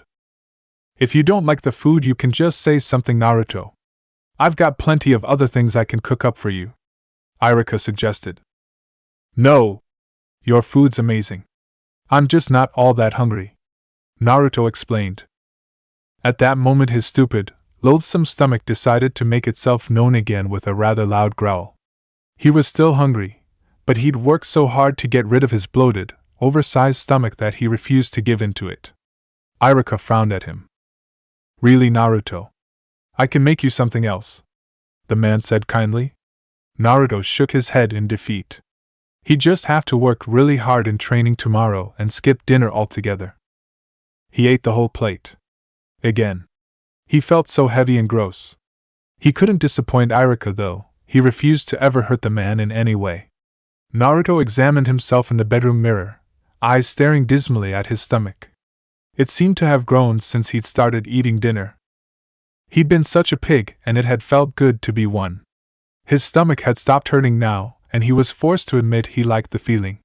He remembered how much he'd liked it before too, when his gullet had hung over his pants, and ass had been tight against his backside. He wouldn't let that happen again. He ended up sleeping in one of Iruka's oversized shirts. The man claimed Naruto could get his clothes in the morning. Guruko knew better though. Iruka was reluctant to let Naruto out of his sights after the startling revelation about the condition of Naruto's heart. Iruka insisted that Naruto stay at his home until the surgery and that he would stay with Naruto the entire time he was in the emergency room of the tower. After their long talk, Iruka had sent a message through a jutsu, which he refused to teach to Naruto until he reached Chunin level because of protocol, telling Shizen of events and that Naruto would be with him. Iruka had been hesitant to allow Naruto to go out, but Naruto had given him what he dubbed as the look. The look was something that Iruka knew must have been inherited somehow, in some way from the Sadaime, despite lack of blood between the two of them. It was an icy, stern look that told whoever was unfortunate enough to garner its attention that there would be no discussion on the subject. The first time he'd ever found himself in its view was actually back in the academy as a child after one of his own pranks. The Sadaime Hokage had been there for a lecture, as he often did after he retired from his kagehood, but was forced to cut back on due to the Yodaime's unexpected death. Coincidentally, Iruka first encountered the look from Naruto in the academy as well, only this time the roles were reversed in more ways than one. Naruto had placed more than a dozen non-poisonous garden snakes into the desk of a teacher named Kurama. The woman had been hysterical, apparently having an unhealthy fear of snakes because of a certain purple-haired jounin, and sentenced Naruto to 3 weeks of detention. Iruka had been the one to oversee the boy's punishment after school due to Lady Kurama's resolute refusal to be alone in the same room as the boy. It had been the first time encountering the boy, and he'd walked in knowing that the troublemaker would be entering his classroom immediately after the winter break ended. He'd been apprehensive about meeting the child that contained the QB, and, he would admit to himself, with a bit of prejudice behind that hesitance. It had shocked him more than a little to walk into the classroom to see a book in the boy's hands, sitting quietly, reading. He recognized the bright blonde hair and whiskers immediately, but because the boy was leaned over so far his eyes were hidden from the man. When the young blonde noticed his presence, there was no obvious show of acknowledgement, only a small jerk of the shoulders, possibly in startlement. He hurriedly put the book into his backpack and given him a cheesy grin so wide that his eyes squinted. "Hiya, Teach, you the one that picked the shortest straw, huh?" the boy greeted. Irika's left eye twitched. "You need to learn to respect your elders, Uzumaki. This kind of behavior is unacceptable." "Sir, yes, sir," the blonde replied with a mock salute. Irika shook his head in disapproval, sitting down at Kurama's normal desk, before going into his box of papers he'd brought from his office for his own students' essays. Just because he had detention duty did not mean he would waste the time given. He didn't think he'd get much done since he suspected the troublemaker would be making numerous attempts to get away from his punishment, but there was no reason not to try. Rather than make a jumble of noise, though, Naruto sat calmly, eyes staring at the ceiling, the occasional fidget here and there showing the boy's discomfort. Irika peeked up every few minutes to find no changes for the first 20 minutes. By the time half an hour passed, Irika looked up once again to find his charge had fallen asleep with his head on the desk. Irika shook his head, contemplating the merits of waking the boy up. After all, it was a punishment, not nap time. On the other hand, he had behaved well so far. Irika peered quietly over the boy's form. He certainly didn't look evil. In fact, he seemed to fall into the scrawny category. The backpack the boy was carrying looked as if it had been picked out of the trash. Small holes were in the bottom and dirt fell off it in flakes. The child was a troublemaker, so it was very possible that he dragged it through the mud and up trees in his gallivanting. Still, he looked absolutely exhausted. Irika sighed. There was paperwork to get done anyway, and if Naruto was asleep he wouldn't have to worry about anything. The next day detention was just as peaceful, as well as the day after that, the only interruption being the less than polite greeting and reply. On the fourth day, Naruto cautiously pulled out a few papers and started to write on them. Irika certainly wasn't going to bother him for a positive action, so let it be. The whole second week of detention passed in this fashion as well. Irika working on his students' turned-in assignments, while Naruto worked on whatever. The last day of the second week came with a small change, though. Instead of quietly scribbling on his papers, Naruto appeared to be frustrated on one spot. Every few seconds the pencil would turn upside down and erase something accompanied by a muttered curse. The blonde chewed his lip the entire time, and when a small trail of blood dripped down the side of his chin, Irika decided that it was time to intervene. The young man stood up from his desk and quietly moved behind the blonde child. The paper he was scribbling on looked to be a homework assignment from Kurama. It was an introduction to the more finer details that targeting an enemy required when using weapons. Something was off, though. The calculations the boy was using to find the answers was completely wrong. The boy's math was right, but the method to find the answers were severely off track. Irika watched with confusion as Naruto silently tapped his fingers against his palm, a gesture of counting, before writing the numbers down.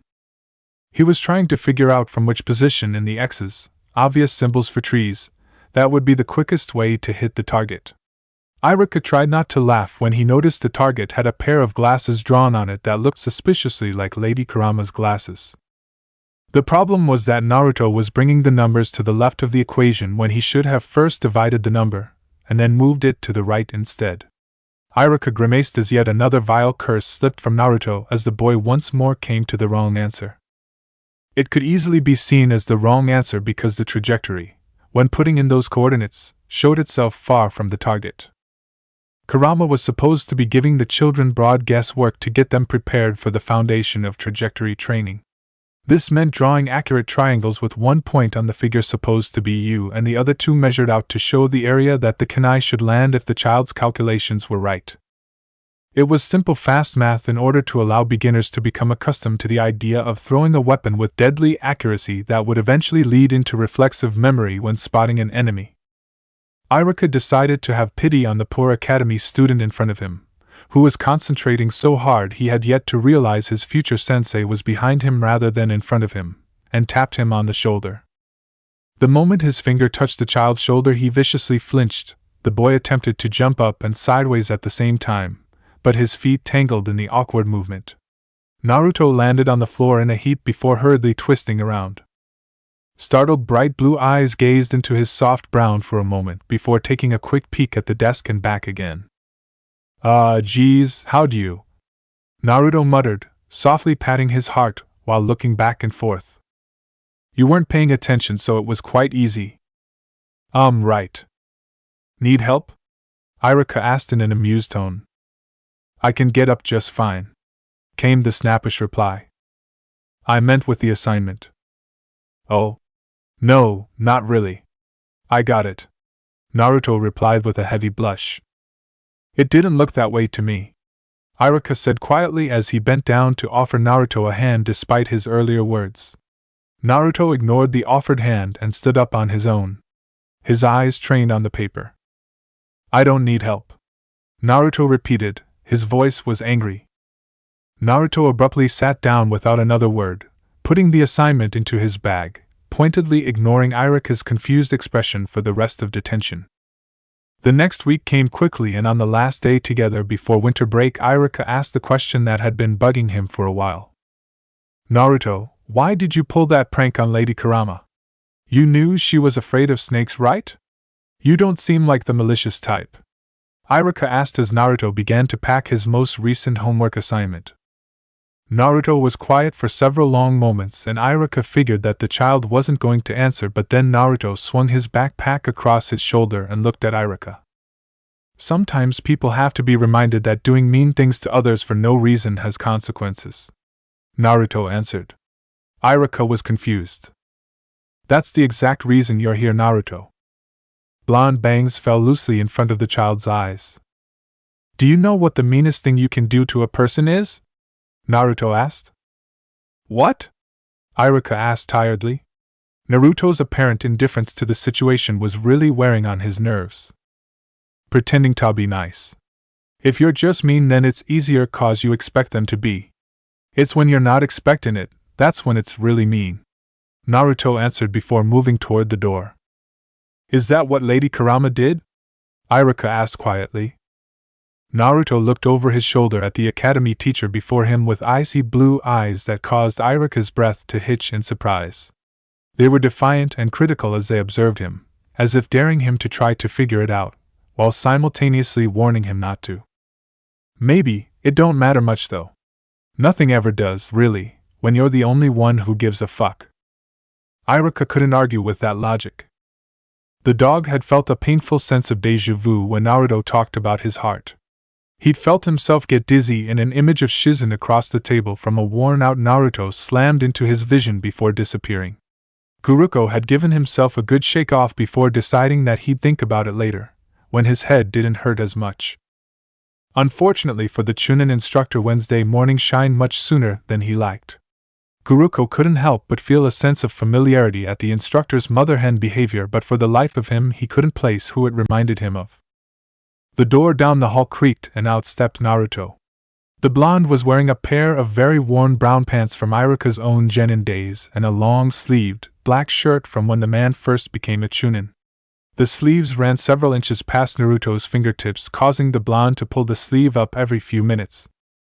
It was difficult to see in the dim light of the early morning sun, but Naruto was wearing his chakra crystal over the shirt today rather than under it as he normally preferred.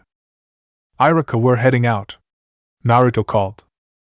Guruko nearly tripped over his own feet when Iruka suddenly appeared in front of them with a frying pan in one hand and a carton of milk in the other. You know, I could just go to your apartment and get it. Maybe you should just stay here, Iruka suggested fretfully. Naruto rolled his eyes and winked at Guruko, a mischievous glint in the young genin's eyes. Guruko blinked in surprise and looked at Naruto in confusion, not used to the casual and calm attitude the blonde displayed. Naruto sighed tiredly as if remembering something and walked over to Iruka. I've had my heart problem for a while, including all the time I've been a genin and in the academy. I'm not gonna kill over from your house to mine, Naruto explained patiently. Iruka raised his right hand, along with the frying pan, towards Naruto and pointed it as if they were still in the classroom and he was lecturing a student and the pan was his ruler. Guruko snickered at the view. Heart damage is a serious matter, Naruto.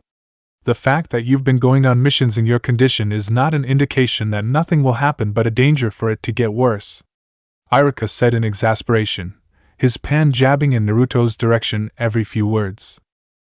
Even Tsunade said that the damage isn't that bad. Naruto pointed out as he tied his forehead protector around head. Tsunade also told you that any attack against you right now could further worsen your condition. Iruka shot back. Stop referring to it as condition. You're making me sound like I'm on my deathbed. And it will only worsen if someone attacks my heart directly. It's not like some Hyuga's gonna come up to me and strike me in the heart on my way to my apartment, Naruto said with a rueful grin. HMFF, Iruka replied. The man turned around and re-entered his kitchen area, placing the pan and milk on the counter, before calling out once more. Just make sure you're back in half an hour. I'm making French toast. Thanks, Iruka. I'll be back soon, Naruto answered with a small smile on his face. Nothing will happen. I'll bite any Hyugas that comes close. Guruko cackled out as he followed Naruto out the door. Damn dog is just as irritating as Kakashi, Iruka muttered to himself as he measured the milk. Guruko wasn't sure what seemed different about Naruto today, but if he was forced to place it in words he would describe him as more put together? Yes, that was it. The last week or so Naruto had been tense and everything he did was with a strained smile and foreboding air that had the dog on edge. When the paint attack hit Naruto, Guruko nearly had a heart attack and almost bit a few of the bystanders in his way. To see Naruto's body flickered off with a jounin he did not recognize also sent the dog into a fit of panic. It was like the shadows Naruto had been jumping at all week had suddenly been made real. Getting to the academy where Naruto's smell led to was an immense relief. But the dull blue eyes looking blankly ahead as Iruka led Naruto to his home had been unwelcome and frightening. Truth be told, Guruko had been somewhat relieved to hear Naruto tell Iruka about the heart operation. Not because he believed the heart damage to be inconsequential, but to finally know what it was that had been bothering him all week. It had been maddening to see Naruto so nerve-wracked without knowing the reason why. Like one of the cats he preyed upon in his free time, the cats knew he was there. Damn their sixth sense, but didn't know from what direction. Today he was different. He was playful and carefree and just all around better off than before. It seemed that just being with Iruka had made all of his tension go away. This Naruto was much more enjoyable to be around. He wasn't being idiotic, merely happy, nor was he in a scarily quiet mood. Hey Guruko? Naruto called as they walked toward his apartment. Yes? How'd Kaka-sensei get the dog summoning contract? Guruko nearly stumbled over his front paws in surprise. A bit left field, isn't that? Guruko replied instead. I was just thinking that it seemed kinda weird for him to have it. It seems more like something the Inuzukas would have. Naruto elaborated. Guruko quirked one furry eyebrow, but simply complied. The Hitakis have always had the dog summoning contract. The head of the Inuzuka clan possesses the wolf summoning contract. Just as you and Jiraiya possess the toad summoning contract, there is also a frog summoning contract, though that is in a completely different village. Guruko explained. Naruto slowly shook his head in understanding, but there was still some confusion shadowing his face.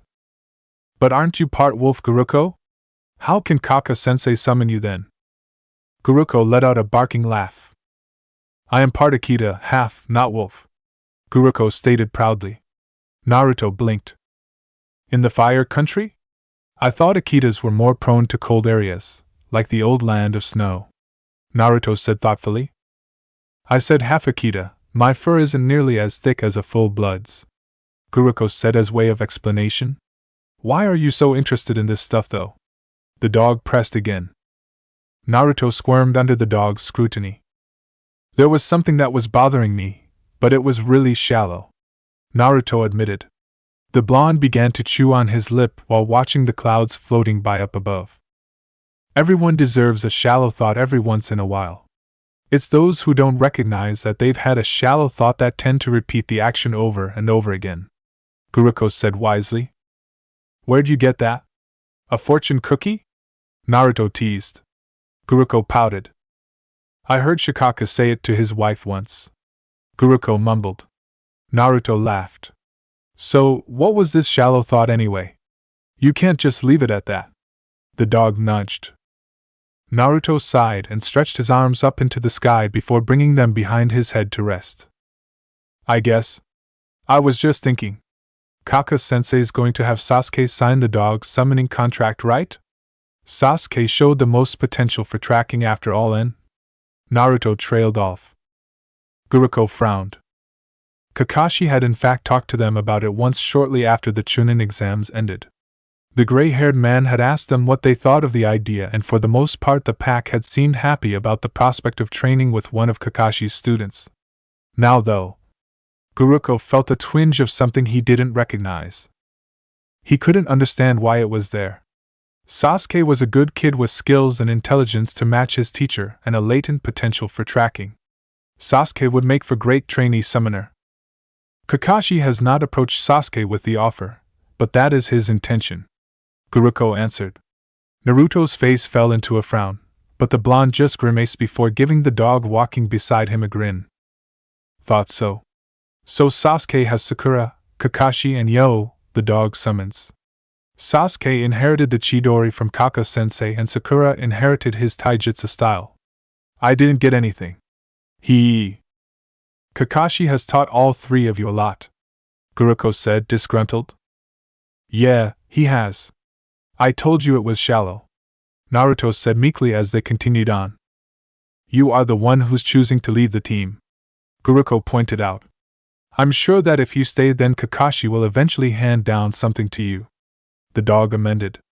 Naruto had warned him it was shallow, it was just that it was about one of his pack mates. Naruto patted the dog's head affectionately. Actually, Kaka-sensei did teach me a lot about comradeship and friendship. I don't think I'll ever forget the lessons he taught me in that. Besides, lightning is totally Sasuke's style and Sakura was the perfect chose for his taijutsu, and what would I know about taking care of animals, right? Naruto asked teasingly. They both stopped when they stood in front of Naruto's door. Naruto puffed out his cheeks in annoyance as he dug into the pocket of Irika's borrowed pants to find his keys. Guruko's sharp ears picked up the sound of a jingle as keys shifted in the left pocket. Naruto held the knob and put the key in only to stare in confusion as he twisted metal into metal. It's already unlocked, Naruto whispered. Naruto swiftly bent down and clipped the kunai off of its hostler beneath his left pant leg. His breathing slowed to deep, even breaths. Guruko went on edge immediately. A fact that many people didn't know about Naruto Uzumaki would be that he is excessively paranoid. He never leaves his apartment unlocked. Checks the windows while watering his plants to make sure they're locked and secure. Has a seal on the inside by the knob to tell him if anyone attempted to force their way into his home. The one time Naruto forgot to close the window when he followed the blonde to the bar had left Jinchuriki double-checking everything for the next week. Guruko had noticed this flaw before having his memories taken from him, but in his current condition was left wondering why Naruto suddenly seemed to have reverted back to the depressed, tense individual of the past week. The dog bent low and kept quiet as Naruto cautiously pushed the door open all the way. Guruko stiffened. Above him his companion visibly frowned and narrowed icy blue eyes. Guruko sniffed the air, the smell of oak wood and fine brandy filled the air, it was strangely familiar. Naruto's hand gingerly reached out and flipped the light switch beside the door. The room was flooded with light. Guruko let out a low growl. Naruto simply moved in slowly taking everything in. The table was overturned. All the cabinets were wide open and the dishes toppled over and broken. Guruko watched as Naruto's eyes moved to the seal by the knob.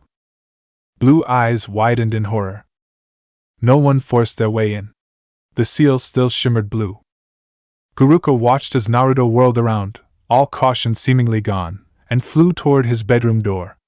The torn curtain that used to make up the door was hazardly ripped out of the way as the blonde disappeared. Guruko followed. From the room beyond, Guruko heard a heart-wrenching scream followed by a thud. The dog burst forth through the doorway intent on attacking the intruder only to come to an abrupt stop. Naruto was the only one in the room. The blonde had fallen to his knees and legs spread out wide on either side of him as he stared at a gaping hole in the floor. A large plank sat broken in two on either side of the hole. Guruko cautiously approached the blonde, whose back was to him, unmoving. Naruto? Guruko whispered. The room was trashed. Books and scrolls thrown about, the dresser knocked over and feathers from several pillows floating around the room. The bed had been moved several feet, and the bronze poster of the leaf symbol had been torn down. All the potted plants in the room lay broken and dying, dirt spread generously across the floor. Yet no windows were broken. No sign of forced entry. Naruto? Guruko tried again, moving around the blonde. Naruto's face was eerily blank, lips slightly parted, hands at his sides with a visible tremor. Guruko was familiar with this state. Humans often went into a state of frozen nature when they've suddenly and drastically been overwhelmed by emotions. Kakashi called it shock. When the copycat would come upon a person in this state, depending on if they were both out of danger for the moment, he would gently move them away from the scene and talk softly. Guruko gently nudged Naruto, confused by the boy's reaction. "What's wrong, Naruto?" Guruko asked. Naruto just stared down at the hole in the floor. His eyes moved back and forth, from one end of the rather small hole to the other end as if he looked hard enough the thing he looked for would reappear. "It's gone," Naruto whispered in stunned horror. "What's gone?" Guruko asked. "My money, everything's gone now, of my hard work. All my effort. 3 years, it will. I can't, this may happening, not." Naruto began babbling incoherently. Guruko attempted several times to snap the blonde out of it, but nothing was working. Barking and licking his face did nothing. Trying to calm him down through talking was beyond meaningless. Nudging and pulling was useless. Should he try to go get someone? What if whoever did this came back though? Oh God, oh fuck.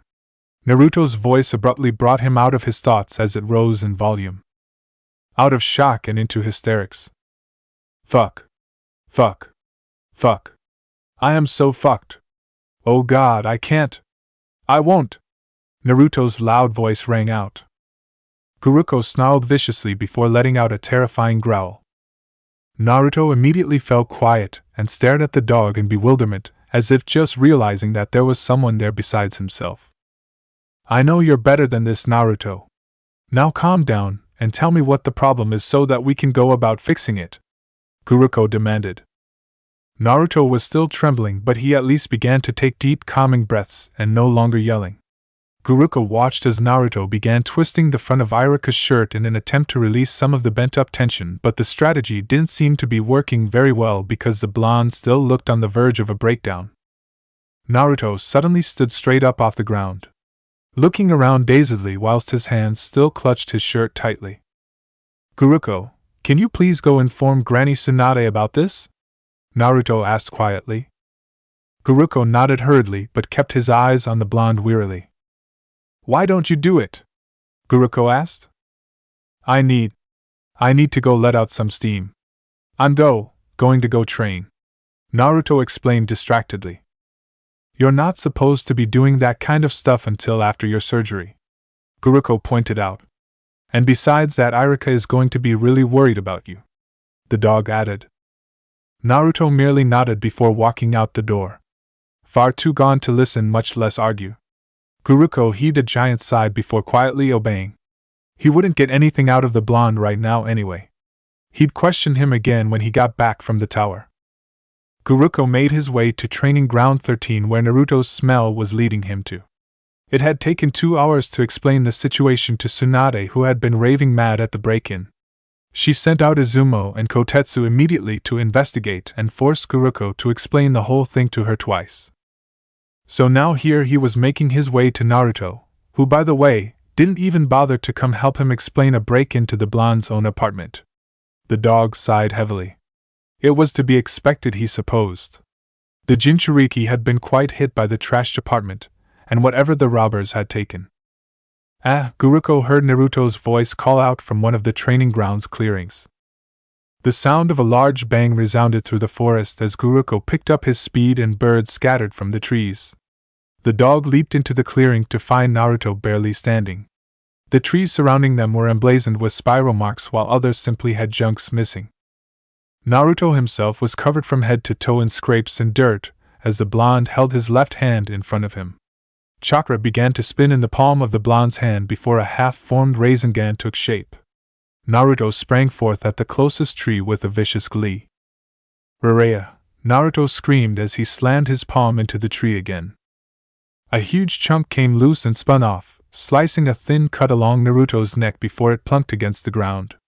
It wasn't perfect though. The hole the chunk came from was small and rough. The damage from a fully formed Rasengan would have done a lot more damage, and with far more refined shape. Guruko knew and had seen Naruto practicing the one-handed Rasengan for the last 3 weeks, but it had never been this intense or ruthless in execution. Naruto staggered back from the attempt. Angry, icy blue eyes stared at the product of his work in dissatisfaction. Guruko shuffled from paw to paw. He wasn't sure he wanted to interrupt Naruto at that particular moment. Again and again Naruto formed half-shaped Rasengans and slammed them into the surrounding trees. The anger radiated off Guruko's young friend as if he were on fire. Killing intent filled the clearing to the point that Guruko found it difficult to breathe. There was another time, wasn't there? More times that this has occurred than just today, Guruko thought fuzzily. This anger wasn't just formed from the break-in, it was deeper. Guruko wasn't sure how he could sense this, but suddenly he knew with absolute certainty that it was true. A dull thud began to beat against his skull. An image formed of Naruto throwing kunai with great force against trees. Anger, resentment, and frustration fueling every throw. Guruko tried to remember why the blonde had been so angry, but the reason seemed to be slipping away. With another one of Naruto's anger-filled screams, the thought and bleary memory was gone. Guruko blinked sluggishly before gazing at Naruto again. Naruto once more staggered to his feet, his body quivered with the strain, but a fierce anger and hurt urged the body up again. Guruko wished desperately that he could help, but for the life of him he didn't know what was wrong. Surely whatever was stolen couldn't have been that important. Guruko winced as sharp, wooden splinters entered Naruto's hand as the Rasengan struck against the newest innocent tree. Naruto must not have been concentrating right, because a large spiral had been formed rather than a chunk being taken out. Naruto let out a frustrated feral growl of frustration. More splinters. More chunks. More yells and screams echoing in the empty forest area. It didn't seem as if Naruto's anger possessed an end. Naruto's breaths came out ragged as he straightened again. Guruko whined, but stayed still. The young genin looked as if he would lash out at anyone stupid enough to interfere. Naruto once more held his hand out, and closed his eyes in deep concentration.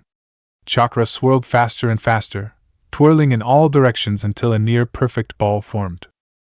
Naruto opened his eyes and charged headlong toward a dilapidated tree. Ra! Came the scream once more. The ball pierced the tree as if it were made out of jello, but rather than pass through it fully as a perfect Rasengan would, it only sank halfway through. Splinters entered Naruto's skin mercilessly as they flew from the trunk, but Guruko didn't think that Naruto even noticed. The large tree swayed backwards, and for a moment it seemed as if the thing would break that way, but at the last moment it swayed forwards and snapped.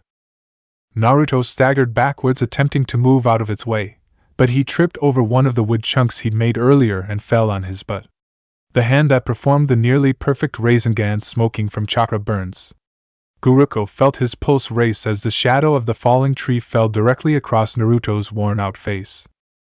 Yet strangely there wasn't any fear played out on his features, just surprise, as the thing came tumbling down. Guruko dashed forward. The dog bit down on Naruto's closest hand and dragged him into the earth just as the trunk slammed to the forest floor. Moments passed in the wooded area without any further disturbance before the sound of leaves crumbling filled the space. Several feet away a dog's nose materialized out of the ground and sniffed the air. Satisfied, an entire head formed with a slightly bloody hand in its mouth. Guruko pulled himself fully out of the ground before tugging a sputtering and gasping Naruto along with him. The entire Hatake dog pack were earth element summons, just as the toads were water and weasels wind. They could travel just as easily beneath the ground as they could above. It was how they caught Zabuza at the last second without the Mist Jounin knowing about their approach, and it was now how he managed to save Naruto's life. "Thanks," Naruto croaked out. Then Naruto did the unthinkable. He stood up, staggering a bit, before attempting to perform the Rasengan again. Naruto! What do you think you're doing? Guruko growled out. The dog tugged hard on Naruto's pant leg, but the human pulled away from him. Guruko growled at the boy. He was astounded, really. Naruto's hands were bloody. The boy's body was covered from head to toe in sweat. There were numerous tears in Iruka's old clothes where wooden debris skimmed harshly across tanned flesh. It really did surprise Guruko that Naruto was still standing. Naruto wavered on his feet before taking a large breath and thrusting his palm out in front of him. Chakra swirled like a tiny tornado in the boy's palm before dying away. Naruto grunted in anger before attempting again, and then again until his legs gave out on him, and he was kneeling on the ground. Anger still leaked out though. Even though the blonde was grounded, he was not even slightly ready to give up. Out of chakra? Guruko asked with a smirk. Finally it was over. Naruto would have to stop at this point and take a break. At least until his chakra regained itself. Naruto didn't seem nearly as happy about the lack of chakra as Guruko did. The blonde glared down at his palm venomously. Guruko watched Naruto weightily.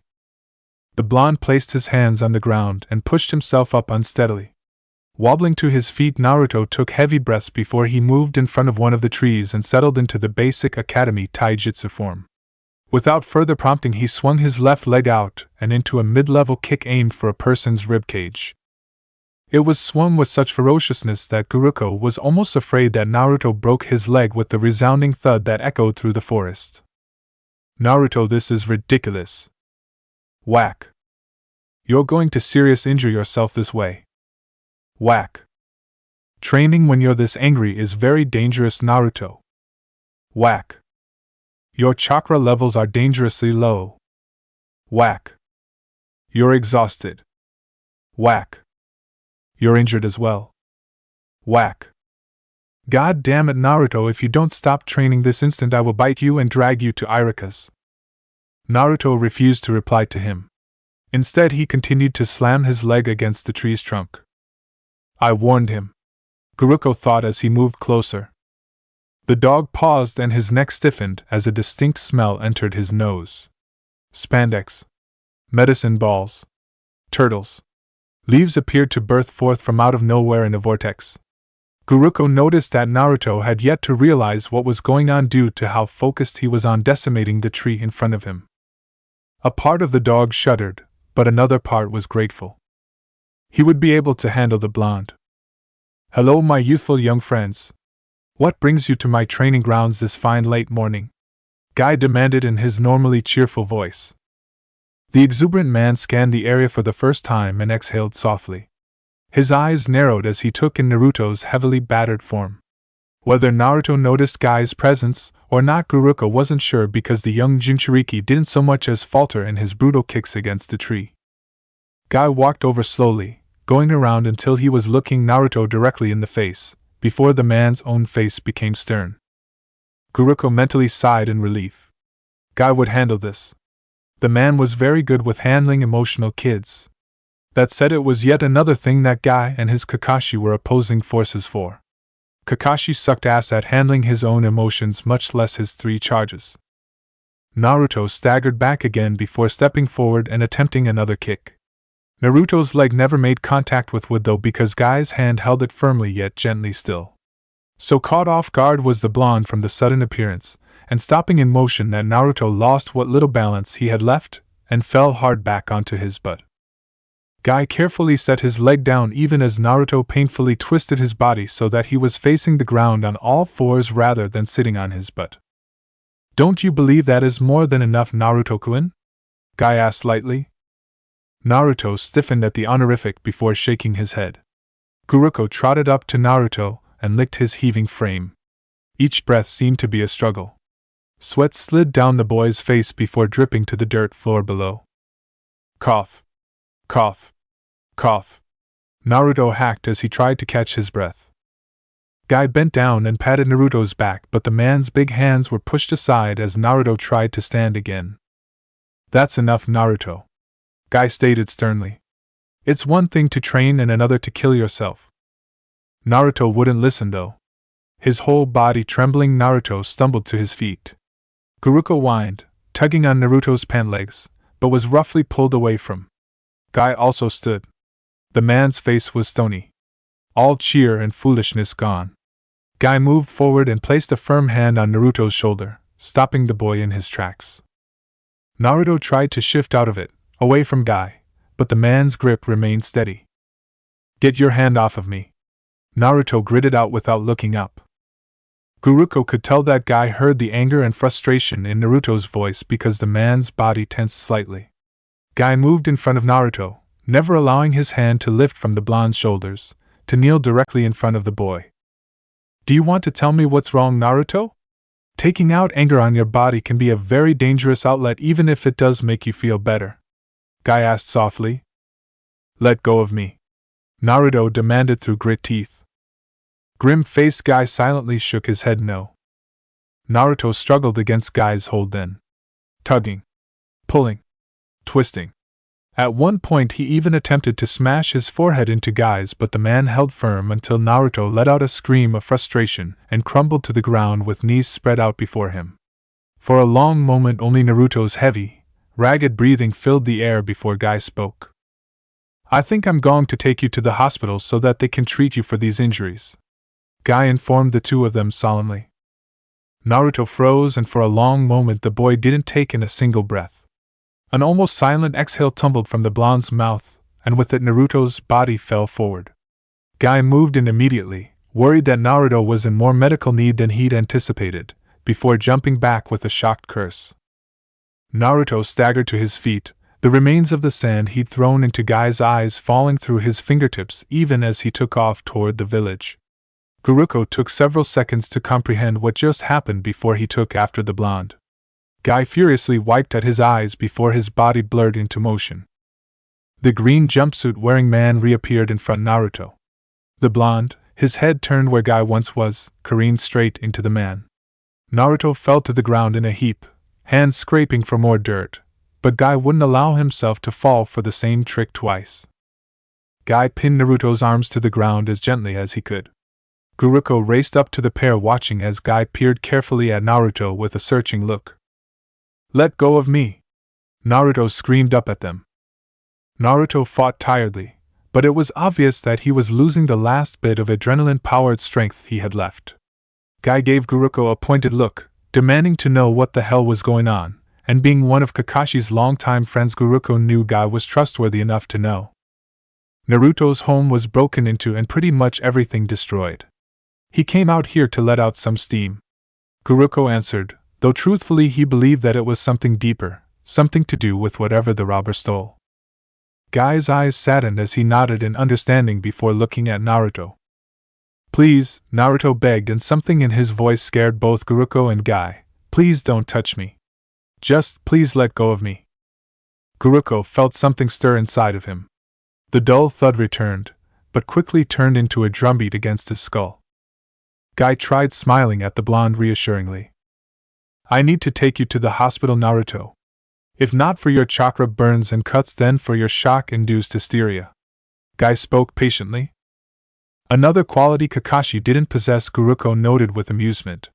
The dog tried to focus further on the conversation through his headache, but it was growing increasingly difficult. An unexpected spike in chakra fixed that problem quickly enough. A huge wave of red chakra slammed into man and dog, sending them both backwards through the forest. Guruko landed harshly against the ground, the breath temporarily taken from him, while Guy was not so lucky. The man ended up striking his head against the tree, and though he was not out for the count, it would be a number of minutes before he was travel capable. Naruto stood up. His body no longer trembled, and an eerie red glow cast itself from blood-red eyes. Naruto took off, body moving in spades rather than paces.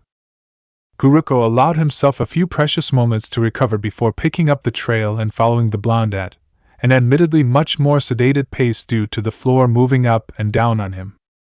"What do you want, sign?" "There are some people that I owe and a certain payment needs to be given." "What does that have to do with me?" "You haven't paid your rent yet this month, Naruto. I get my check tomorrow, I'll have it for you." "Not good enough. I think you need to be punished for being so high and mighty with me lately." The man came out of nowhere. a large, sweaty hand clamping down around his mouth as she watched in silent glee. Tight little slut, ain't he? Ah, he's terrified. Bet he's enjoying this more than we are. They were touching him everywhere. He screamed, bit every finger that came near his mouth, kicked every inch of skin he could reach, punched every face he saw. Blood flowed on top of him. He'd broken one of their noses. They were angry. He felt triumphant until his mouth was forced open and something caused him to gag. Turned over. Puked. White stuff. More vomit. Skin on skin. Rough. Relentless. Merciless. Sharp, unbearable pain. Another scream, but his this time. A hand squeezed his face harshly. Little tramp wants some money? Paper was shoved into his mouth. He choked. Deep laughter. Can't be called a male anymore, can ya? I say he's more of a hussy. Nah, more like a hooker. More sophisticated than that, lads. A lady of the even in. Naruto clamped his hands over his ears as he ran, trying to block out the memories. The horrible things wouldn't go away. His legs felt heavy and his chest felt as if his heart wanted to wrench itself from its vein-like bounds and burst out of his chest. He felt hot tears fall down his cheeks, but paid them no mind. He needed to get far, far away. Far from Guy, who wanted to take him to the hospital. Far from Guruko, who seemed intent on making everything difficult. Far from Sasuke, who thought he was better than him, and was right. Far from Sakura, who hated him even though all he'd ever tried to do was be her friend. Far from the Konohamaru Corps, because they were the only ones that ever accepted him absolutely without a thought. Because they didn't know about any of his past, and if they did they wouldn't want anything to do with him anymore.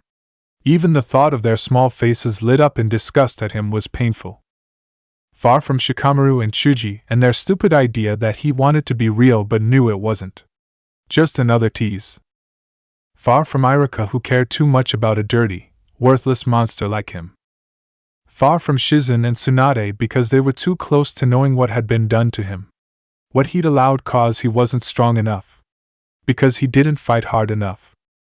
Far from Jiraiya, because now he wouldn't be able to leave with him anymore without the money, and it hurt so bad to know that. Far from Kakashi, because once again when he really needed his sensei he wasn't there to help him. Because there was always things that were much more important than helping him, and they both knew it. And how horrible he felt for being so unbelievably angry with the man at the same time, because, god damn him, he had placed so much hope in his sensei. Far from every last one of them, because the thought of any of them knowing that he was a slut was too unbearable to think about. They all already thought he was a nuisance. A loud, brash idiot who couldn't do anything right. He couldn't bear the thought of losing every shred of pride and dignity he had left. He couldn't do it. He wasn't strong enough to handle it. So he ran. Head downcast and blazing red eyes squinted so small they looked closed so that the villagers couldn't see them. His fingers were curled up over his ears so that the claws were hidden from sight. He ran without any direction or hope. He desperately wished that he could turn back time and make it all go away. If he had a second chance, he would have chosen to die on the snow-covered floors of home. When Naruto finally collapsed, he was not at all surprised by the place he'd just moments before been thinking of. Funny how Naruto didn't remember going up any stairs. Snow did not just yet cover the planks within the old crumbling building. Winter was almost there, but still not quite. As Kyuubi's chakra faded from his chakra coils, Naruto crawled into one room in particular, and curled up in the corner. Naruto breathed in deeply. The smell of rotting wood and mold unpleasant but somehow calming to the blonde. He was so tired. He could just sleep here forever without a care in the world. No demon sealed inside who would enjoy feasting on his bone marrow. No organization of dangerous criminals attempting to murder him. No Sasuke who liked to use people as punching bags. No Jiraiya to push him off cliffs or Tsunade to steal his money. No Fuji with a jealousy complex who likes to randomly hurt him. No wars or death or peace or life. Simple existence in its most basic form. And especially no sign. Footsteps. Had Guy found him already? He thought he'd had at least 20 minutes. No, not Guy. They were lighter. Much lighter. Naruto groaned. He didn't want to get up. He wanted to just lie there for eternity and wait for the residents to come back. Naruto, with a great deal of effort on his part, pushed himself into a seated position. I knew you would come here. Cold anger. The person leans against the door. Why were you looking for me in the first place? Naruto asked quietly. Straightening, he unsteadily shuffled to his feet. First on all fours, then on two. I'm going to kill you. Stated as a fact rather than an idea. Hardly seems fair. Can I ask why? Naruto asks as he lightly tugs on Kyuubi's chakra. He's gone. Left me for some bitch and sold the apartment building. Next month when rent time comes and I can't supply a home, the contract will break. The woman admits. The anger that radiates off her is icy cold. Perhaps, at some point in their strange relationship, she'd taught it to him. Naruto lets out a deep, bitter laughter that the light brown-eyed woman bristles at. Well, I've got even more great news. I almost had enough money to break the contract with you, but it's all gone now. There's nothing left, and I'd be willing to bet anything it was him. You'll never get your money and now you're all alone. Just like me. Naruto bites off the last words in angry satisfaction. Saiyan's silky black hair falls from behind her ears as the woman glares furiously at him. I'm nothing like you. You worthless piece of shit. Saiyan hisses out. Naruto just shakes his head at her as if he's speaking to a small child that never had simple things explained to them before. In a way he was. Saiyan had been a terrifying woman even in youth. She was unapproachable, yet at the same time no one could deny her anything for fear of her wrath. In her self-made isolation she lost the ability to feel empathy, and thus in the same way she cannot see how others feel, she can also not understand how others view her. It is then the unfortunate case that her view of life itself is as distorted as she is twisted. Did you ever consider that maybe your loving husband offered you that proposal because he wanted an excuse to fuck as many women at the local whorehouse as possible? Naruto suggests slightly, eyes twinkling in mischief.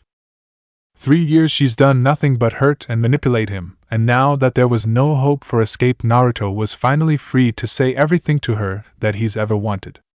Naruto used the wall behind him to brace his tired body even as Saiyan's killing intent fills the room, chilling with a tinge of madness. She reminds him of his encounter with Orochimaru. Earth-style harp's claw. Saiyan screeches out in rage. The woman's hands blurred through Saiyan's, as to be expected from an Anbu captain, unleashing the jutsu in the blink of an eye. Naruto tried to dodge, but the earth claw that materialized from the wall smashed into him before he could leap away and threw him out of the room and against the hall's wall. Naruto felt his head and spine burst with a blinding pain even as he landed roughly on rotting wood. The boards groaned under the sudden thud of weight on top of them. Saiyan loomed over him with a menacing scowl. You don't know anything about him, you fat fucking slut. You shut your mouth right now. The woman screamed before smashing her boot down against Naruto's mouth. Naruto's scream of pain was muffled.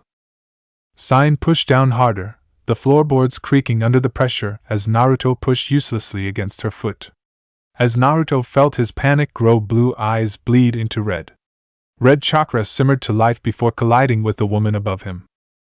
Saiyan let out a shriek of surprise and anger as she was flung backwards and skidded across the harsh broken wood beneath her. Naruto lurched to his feet, spitting out blood. Gingerly he touched his ripped up and swelling lips and winced as his fingers felt the beaten flesh. Disgust rose up in him as the taste of dirt and grains swiveled in his mouth from the boot there moments ago. He spit again and looked towards Saiyan. The woman was already getting up again. Naruto's felt his own anger rise. He wouldn't let her treat him like trash again. I know enough about him. Fuji is a greedy man, Saiyan. Just like you. He didn't like that you wanted me more than him. He didn't want to be second best. He wanted to fuck the women and then come home to you. He had a chance to grab a shitload of money, a chance to be with a woman more attractive than you who found him attractive, and he took it. You're just the trash he left behind. Naruto pronounced loudly. Saiyan snarled as she brushed back her hair and moved her hands into the beginning of a seal. Trash. You're the one who slept in the streets before I found you. You're the one who had to scrounge around for food like the filthy animal you are. I saved you and gave you a home. If anyone's the trash around here, it's you. I'm better than you in every way," Sign declared in a near hysterical voice. Her hands finished the last hand sign. Earth began to rise up from the cracks in the wood and formed a wall that hid Sign from view. Earth style. Moving wall! Sign screamed. Naruto's eyes widened as the entire earth wall suddenly catapulted in his direction. He threw his head back and screamed, throwing Kyuubi's chakra in front of him as a shield against the oncoming boulder. The red chakra slammed against heavy rock, slowing the monstrosity down and cracking it to pieces. But the pressure of air caused by the catapulted rock still crashed into Naruto with enough force to send him sprawling into the main room. Naruto rolled with the hit and came up in a low crouch, red eyes glowing ominously in the large, shadowed room. Naruto moved quickly, his tired muscles fueled by demonic chakra, and hid behind one of the many huge pillars holding the third floor up. His eyes roamed the back part of the room he'd landed in. He knew, from what the third told him, that this room used to host parties for a great many important diplomats during its time, including the Uzumaki clan. Naruto placed his hands into a hand sign and whispered softly as the sound of footsteps echoed in the air. Sign walked through the door's opening while casually wiping away a trail of blood from her cheek where she landed from the chakra wave. Come out from wherever you are," Sign trilled lazily. "You manipulated me into a blood contract I couldn't break because I was young, scared, and defenseless." Naruto's voice echoed around her. Sign turned to the left, where she could tell the echo originated from, and smiled sweetly. "The offer was a choice. You could have easily not come to me," Sign answered, hands falling into a seal in front of her. "The choice was you or death. You raped me and beat me for your own pleasure, and enjoyed my pain. And you think of yourself as a good patriot because even though you put me through hell I was still alive? You call me a demon because of Kyuubi, but don't fool yourself, you're the real monster," Naruto told her in a surprisingly steady voice.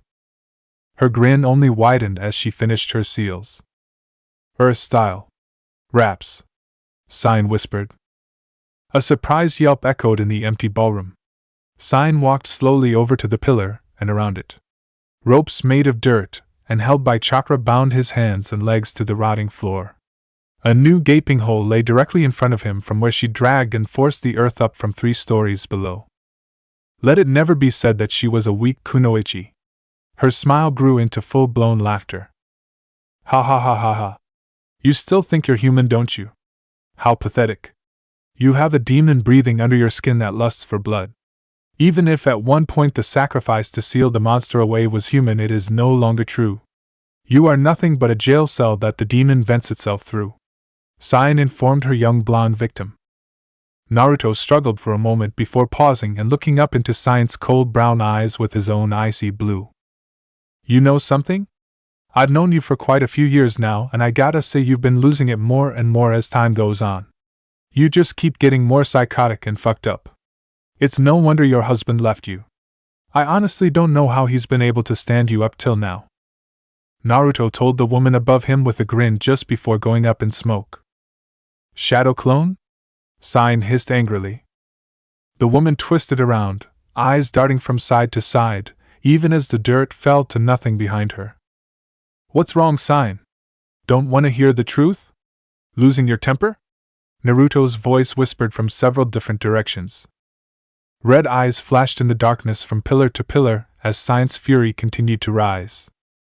"When our contract first began, you were nothing but a hopeless little creature that yearned for any kind of affection. You were pathetic," Sign yelled out. Sign charged towards a movement in the shadows and gripped a clone by the throat. Lifting it a foot into the air, she viciously slammed it against one of the pillars. It dissipated in a cloud of smoke. "You leaned into my touch and ate up the attention like you do everything else. A chubby little whore that would have done anything for someone to give you even the littlest attention. You enjoyed our time together," Sign yelled out as she moved further into the room. "You're right.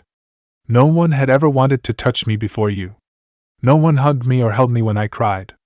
I never sat in anyone's lap like the other children. Old Man Hokage was the only person who didn't flinch when I came near, but he's the leader of a village and didn't have any time to spend with me. Naruto's voice drifted from Science right. I was terrified of you.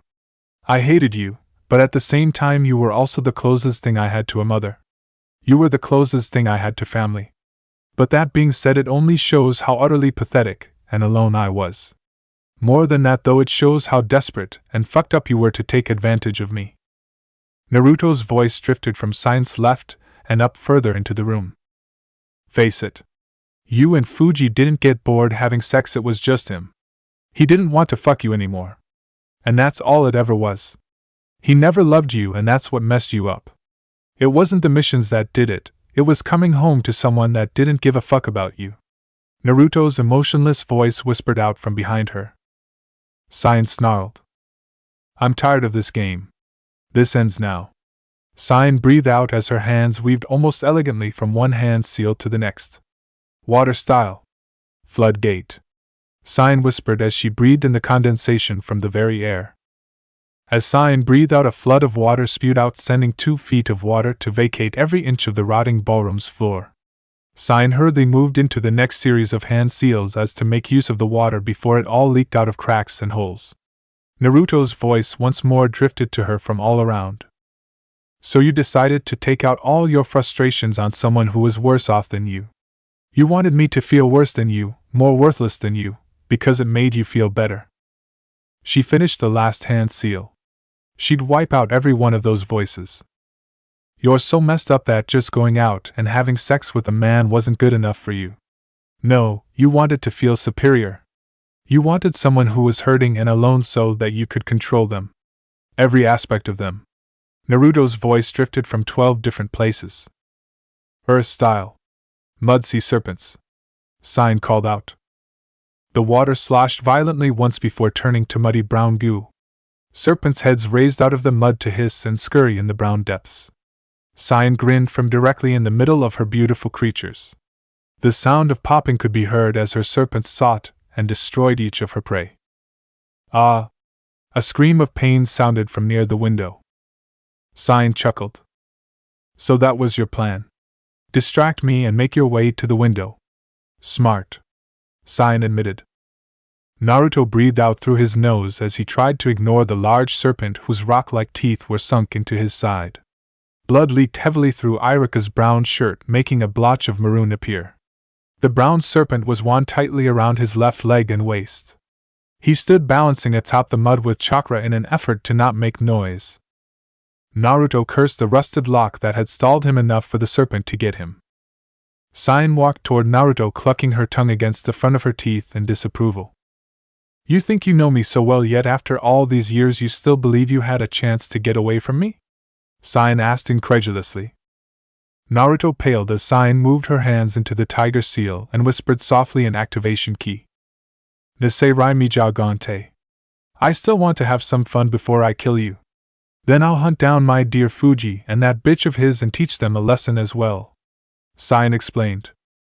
Naruto screamed in pain as the torture seal over his heart was activated. If it weren't for the serpent curled around his leg holding him in place, he would have most likely fallen to his knees. His body temperature spiked as his chakra began to bend to Science's will. Naruto gasped, clutching the place over his heart, and pressed his hand against the glass behind him to brace himself. He paused, though, when he felt the old glass strain under the small pressure, and tried to calm himself. Science continued toward him, oblivious to what he was thinking, her eyes roaming the ballroom's old yet touchingly beautiful walls. The walls were covered from head to toe in artwork, and though still a marvel to look at, they had long since begun to fade and chip away. Only the few strands of sunlight illuminating from the 2 medium-sized circle windows gave the smallest view of them in the shadowy darkness. You spent quite a bit of winter holed up in this trash heap, Science observed casually. Naruto chanced a peep outside the window behind him.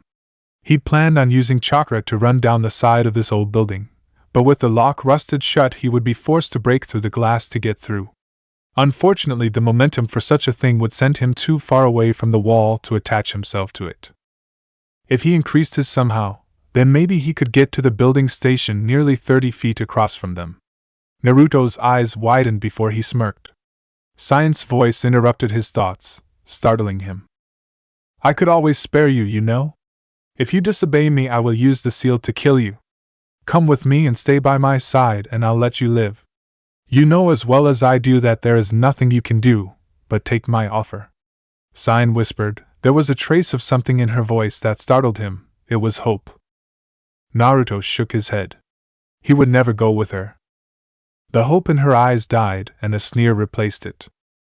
Why? Saiyan snapped. Naruto looked into Saiyan's eyes, and for the first time in the 3 years he'd known her, he felt sorry for her. She was truly confused as to why he wouldn't want to go with her. Why he would give up his life to be away from her.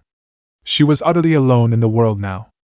She understood his own desperation as a child and didn't even know it. Because now I know what it's like to have something to live for, and you're not it. Naruto told her just before crashing through the window behind him. He knew and understood that he didn't have a snowball's chance in hell of living, but if that knowledge stopped him from trying, then he would have given up on life a long time ago. Naruto twisted his body as he dropped. The serpent hissing angrily at him even as it disintegrated into nothing more than dirt. He threw his hands out in front of him towards the crumbling building and pumped chakra into his palms. Rotation and power. The first 2 parts of the Rasengan burst from his palms to make a powerful force. The air twisted into wind-like cyclones and pushed his body backwards. As the cyclone force faded from his palms, Naruto leaned back to see a fire escape fast approaching. Bending his body even further back, he turned the free fall into a back flip before twisting to the right so that he faced the black bars head-on. His chest and arms collided with it harsh enough that his very bones jarred painfully in rebellion. As his body began to move with gravity towards the ground below, Naruto's hands grasped tightly to the fire escape, and his legs dangled off its edge beneath him. It wasn't graceful, but it had worked, damn it. He'd fallen down the length of 2 fire escapes with 3 beneath him. The old Uzumaki diplomatic building had been designed with much higher ceilings than the surrounding buildings, so even though he'd been on the 3rd floor of its building, in actuality he was 5 stories up. Naruto breathed in a shaky breath. He lowered himself so that his whole body dangled before dropping down to the fire escape's handlebar below. His feet expertly balanced on its inch-thin frame as he looked down at the next one. He swung down to the last fire escape and easily landed the last 12 feet to the ground. Naruto covered his mouth as a series of deep coughs racked his body. The seal would be taking full effect in a few minutes. That meant he would have to act fast. Naruto stood up and looked around to find the closest exit. You're really beginning to irritate me, Naruto, Saiyan's voice announced. Naruto spun around to see Saiyan's silky black hair slightly ruffled as she stood at the alley's exit. Naruto felt his entire body sag. He would pass out the moment he stopped using his demonic chakra. He knew that with the seal activated he couldn't keep using it though. The seal was designed to use the chakra running through his body to burn his insides, and with Kyuubi's chakra being in his system at the moment. You hate it when I fight back. That's why you went to such an extent to make sure that I never could. Naruto stated softly as the woman advanced on him. My offer still stands, Saiyan pleaded. I can have you all to myself, and you can have anything you want, Saiyan added. I won't let you control me anymore. I won't let you hurt me. I won't do this any longer, Naruto answered. You can't escape me. The only way you'll ever be able to get away from me is through death, Saiyan said as her hands moved into a seal. I know. Dying is better than being chained to you. I can't fight you anymore. I can't live like this anymore. The consolation for me is that I'll be the one to give that final blow to you, Naruto said as a small smile flitted across his sharpened canines. Saiyan paused in the second seal. What are you talking about? She asked suspiciously. You're all alone, Saiyan. Your husband's gone, and you have no friends. The only thing of importance in your life still is me, Naruto explained to her patiently. That's why you offered me a chance to live, isn't it? Naruto's voice was almost kind in its coldness. I have friends and I can have any man I want, Saiyan denied. She moved into the third seal. Everyone that knows you is afraid of you. Anyone that talks to you is weary and waiting. They know you're fucked up in the head, sign. I've heard them talk about you. I'm the only one you have left that isn't afraid of you. Naruto informed her quietly, challengingly. Why aren't you? I'm killing you. Beating you. Fucking you while you scream. How can you not be afraid of me? Sign screamed in near hysterics as she finished the last seal. She was terrified of the answer he would give. Earth style. Living tile. Sign cried out, lifting her left arm above her head. What sounded like thousands of pieces of glass breaking filled the air from up above. Sign's mouth was twisted into an almost insane smile. Eyes wide and bright with delight. Naruto looked up to see the roof tiles ripping themselves from the roof and dangling in the air. Sign moved her left arm downward, and with the movement the sharp square pieces began to spin and descend at an alarming rate. Naruto dodged the first two that tried to split his head open, but wasn't fast enough to miss a third that sliced deep into his shoulder. Naruto bit his lip and forced back his darkening vision to avoid another 5 deadly tiles. He couldn't dodge all of them, but he could manage missing the more deadly projectiles. He lurched forward just in time to miss one that would have separated his arm from his body, and almost fell to the ground when one pierced his extremely sensitive whisker marks. The pain that shot up from them being ripped open nearly rivaled the serpent bite in his side. The tiles seemed endless. Naruto grunted as a spinning tile skimmed his back and another pierced his left leg. That's enough! Naruto screamed out, throwing out a demonic wave of chakra. The tiles blew away from his body, breaking and shattering against the walls on either side of him. Unfortunately, the axe sped up the rush of chakra through his system. Naruto screamed in pain as the demonic chakra began to eat away at his insides and his vision blacked out on him for a moment. He fell to his knees in front of Saiyan, who seemed enthralled by the prospect of watching him wither on the ground. Not yet. I'm not gonna let her kill me before I tell her, Naruto thought determinedly. Naruto bared his fangs at her, forcing his body to stand up despite the agony the action caused him. I hate you so much, Naruto grit out. Saiyan frowned at him. Her eyes narrowed into slits. I hate you with every ounce of my heart. I wish I could kill you, have dreamt of it even, Naruto admitted. His body wavered. He could feel the right side of his body tipping. When you beat me, I'm not afraid of the next hit, I'm thinking about how much I want to hurt you in return. Saiyan took a step back at the sheer anger and hurt that radiated off of the one in front of her. When you tell me how worthless I am, I'm not afraid of what you're gonna say next, I'm thinking about how I want to crush your windpipe. Hot tears leaked out and slid down his cheeks, mixing with warm blood. When you activate the torture seal on my heart, I'm not afraid of how long it's gonna last. I'm thinking about how much I want to take a kunai and stab it in your chest over and over again. Just so you know how it feels. He couldn't hold his arms up any longer. Could barely feel them. When you hold me down and fuck me, I'm not afraid of you. I'm trying to figure out how to kill you. This is what he wanted. He wanted her to know how much hatred he had for her. How much she'd hurt him. I hate you so much and for so long that there's no longer any fear left to feel. My hatred for you has overwhelmed any weariness or fear in your presence. He wanted her to know that he would never choose her over death again. He wanted her to know how worthless she was now.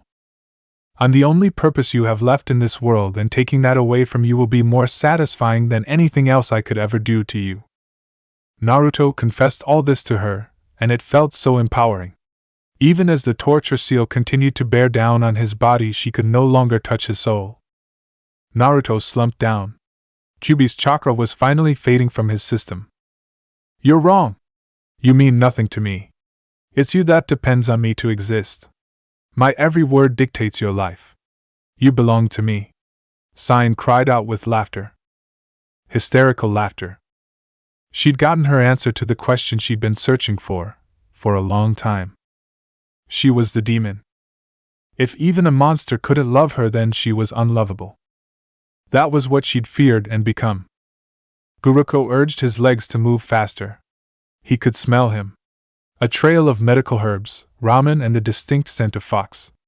People made indignant yelps as he brushed by them.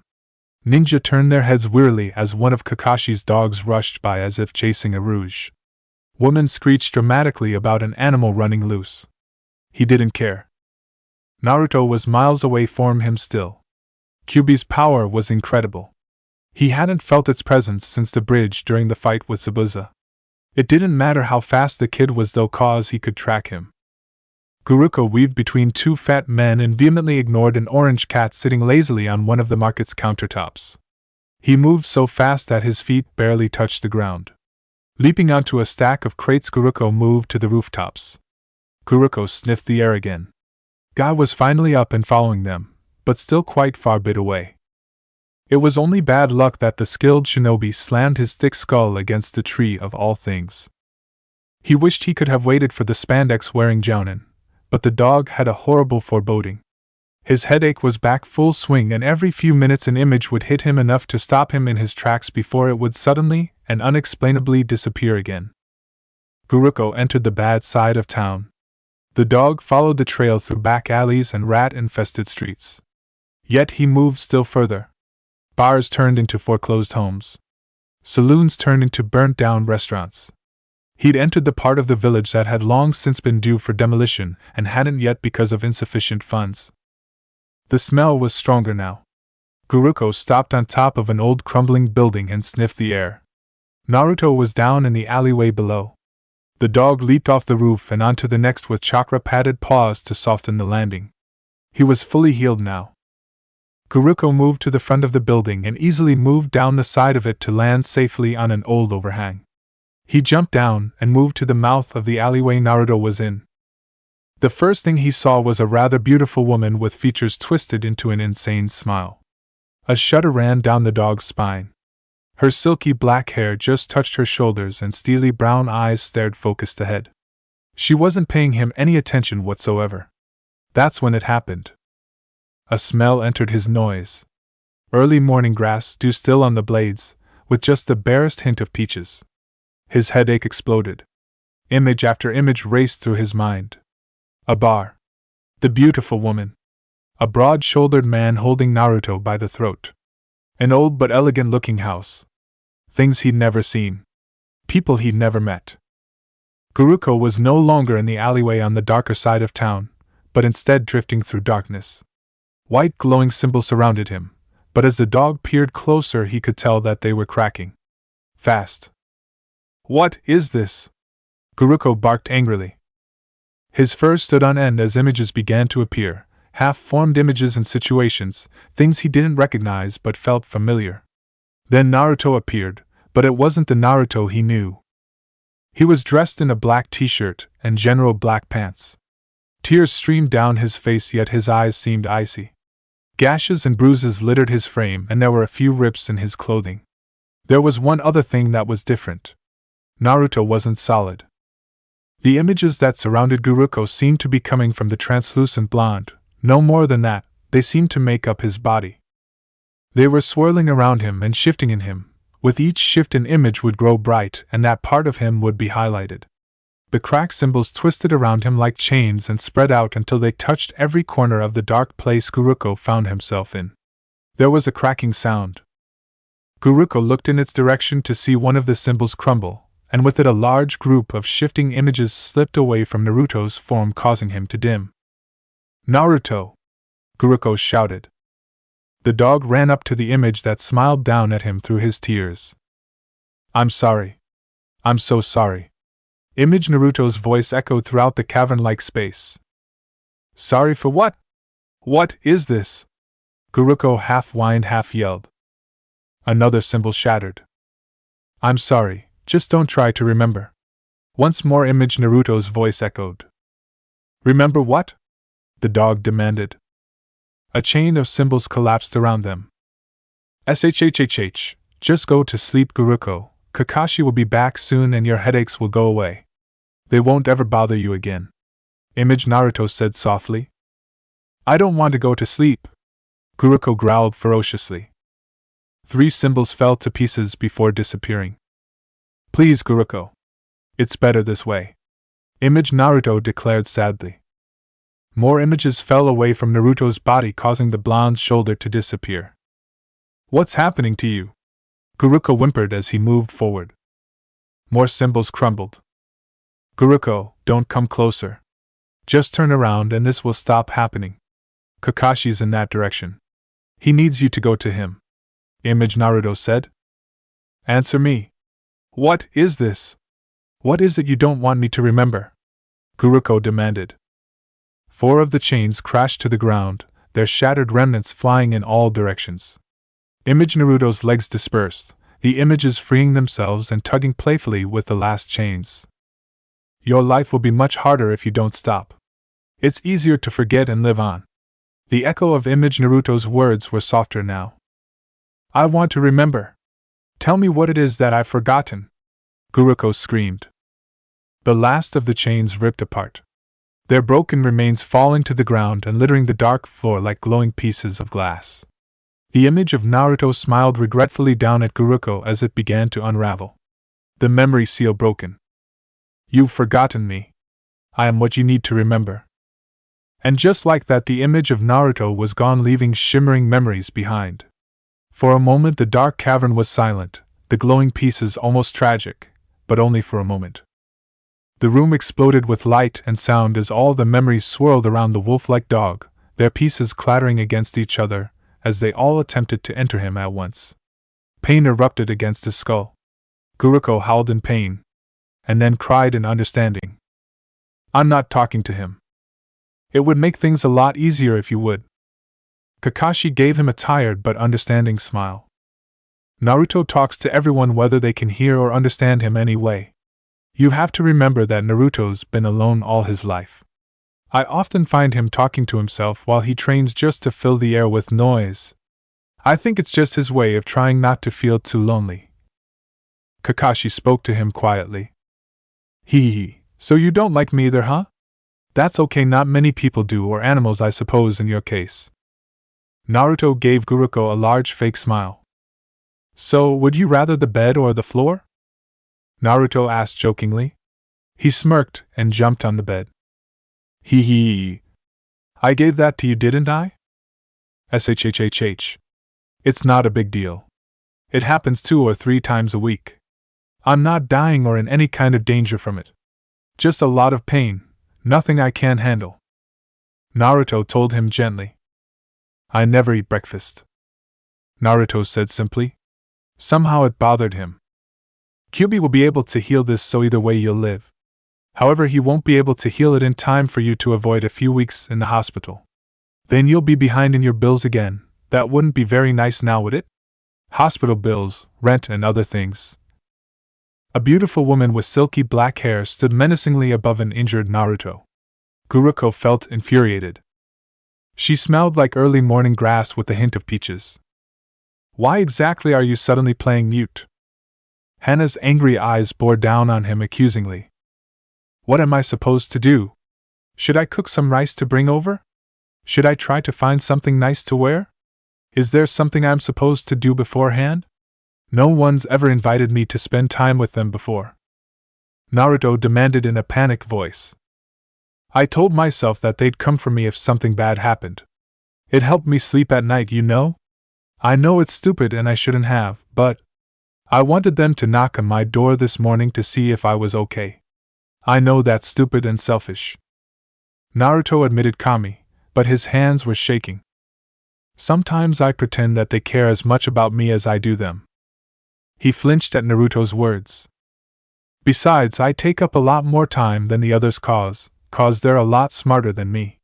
They get stuff faster, so it's easy for Kaka-sensei to teach them something quick and then go on another mission. I understand he doesn't have time to show me something.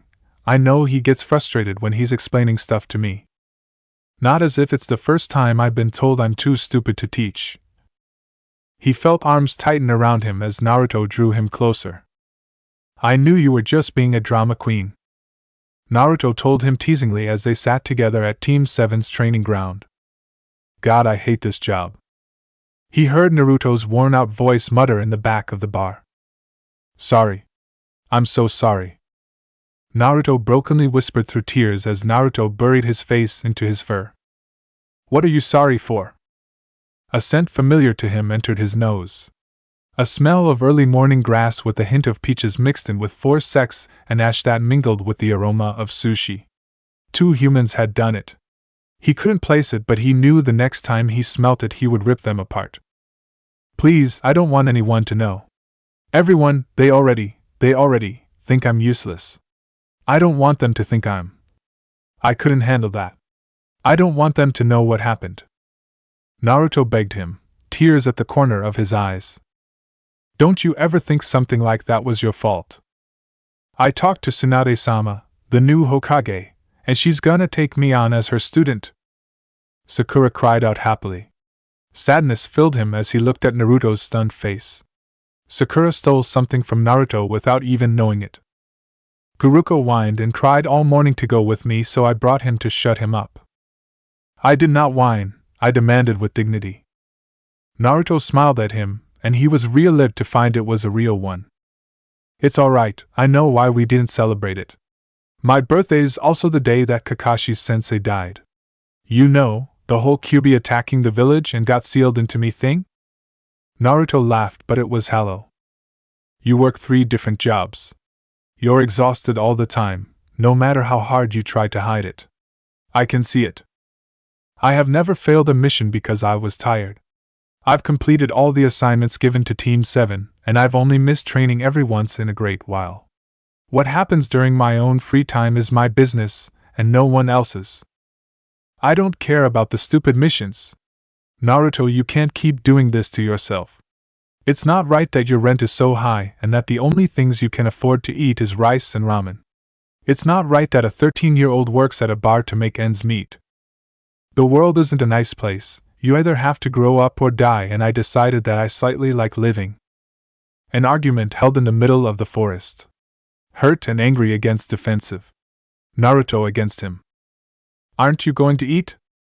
He watched Naruto grimace.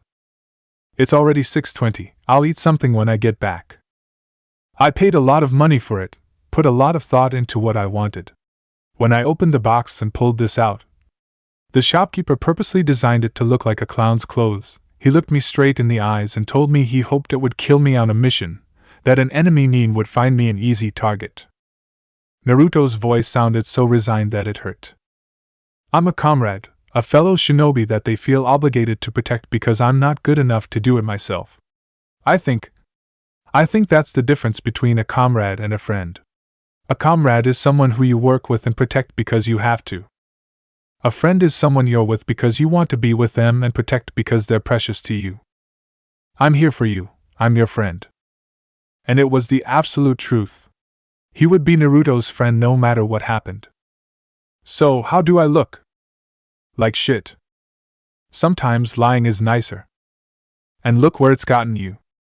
Something happened though, I don't know what, but something happened.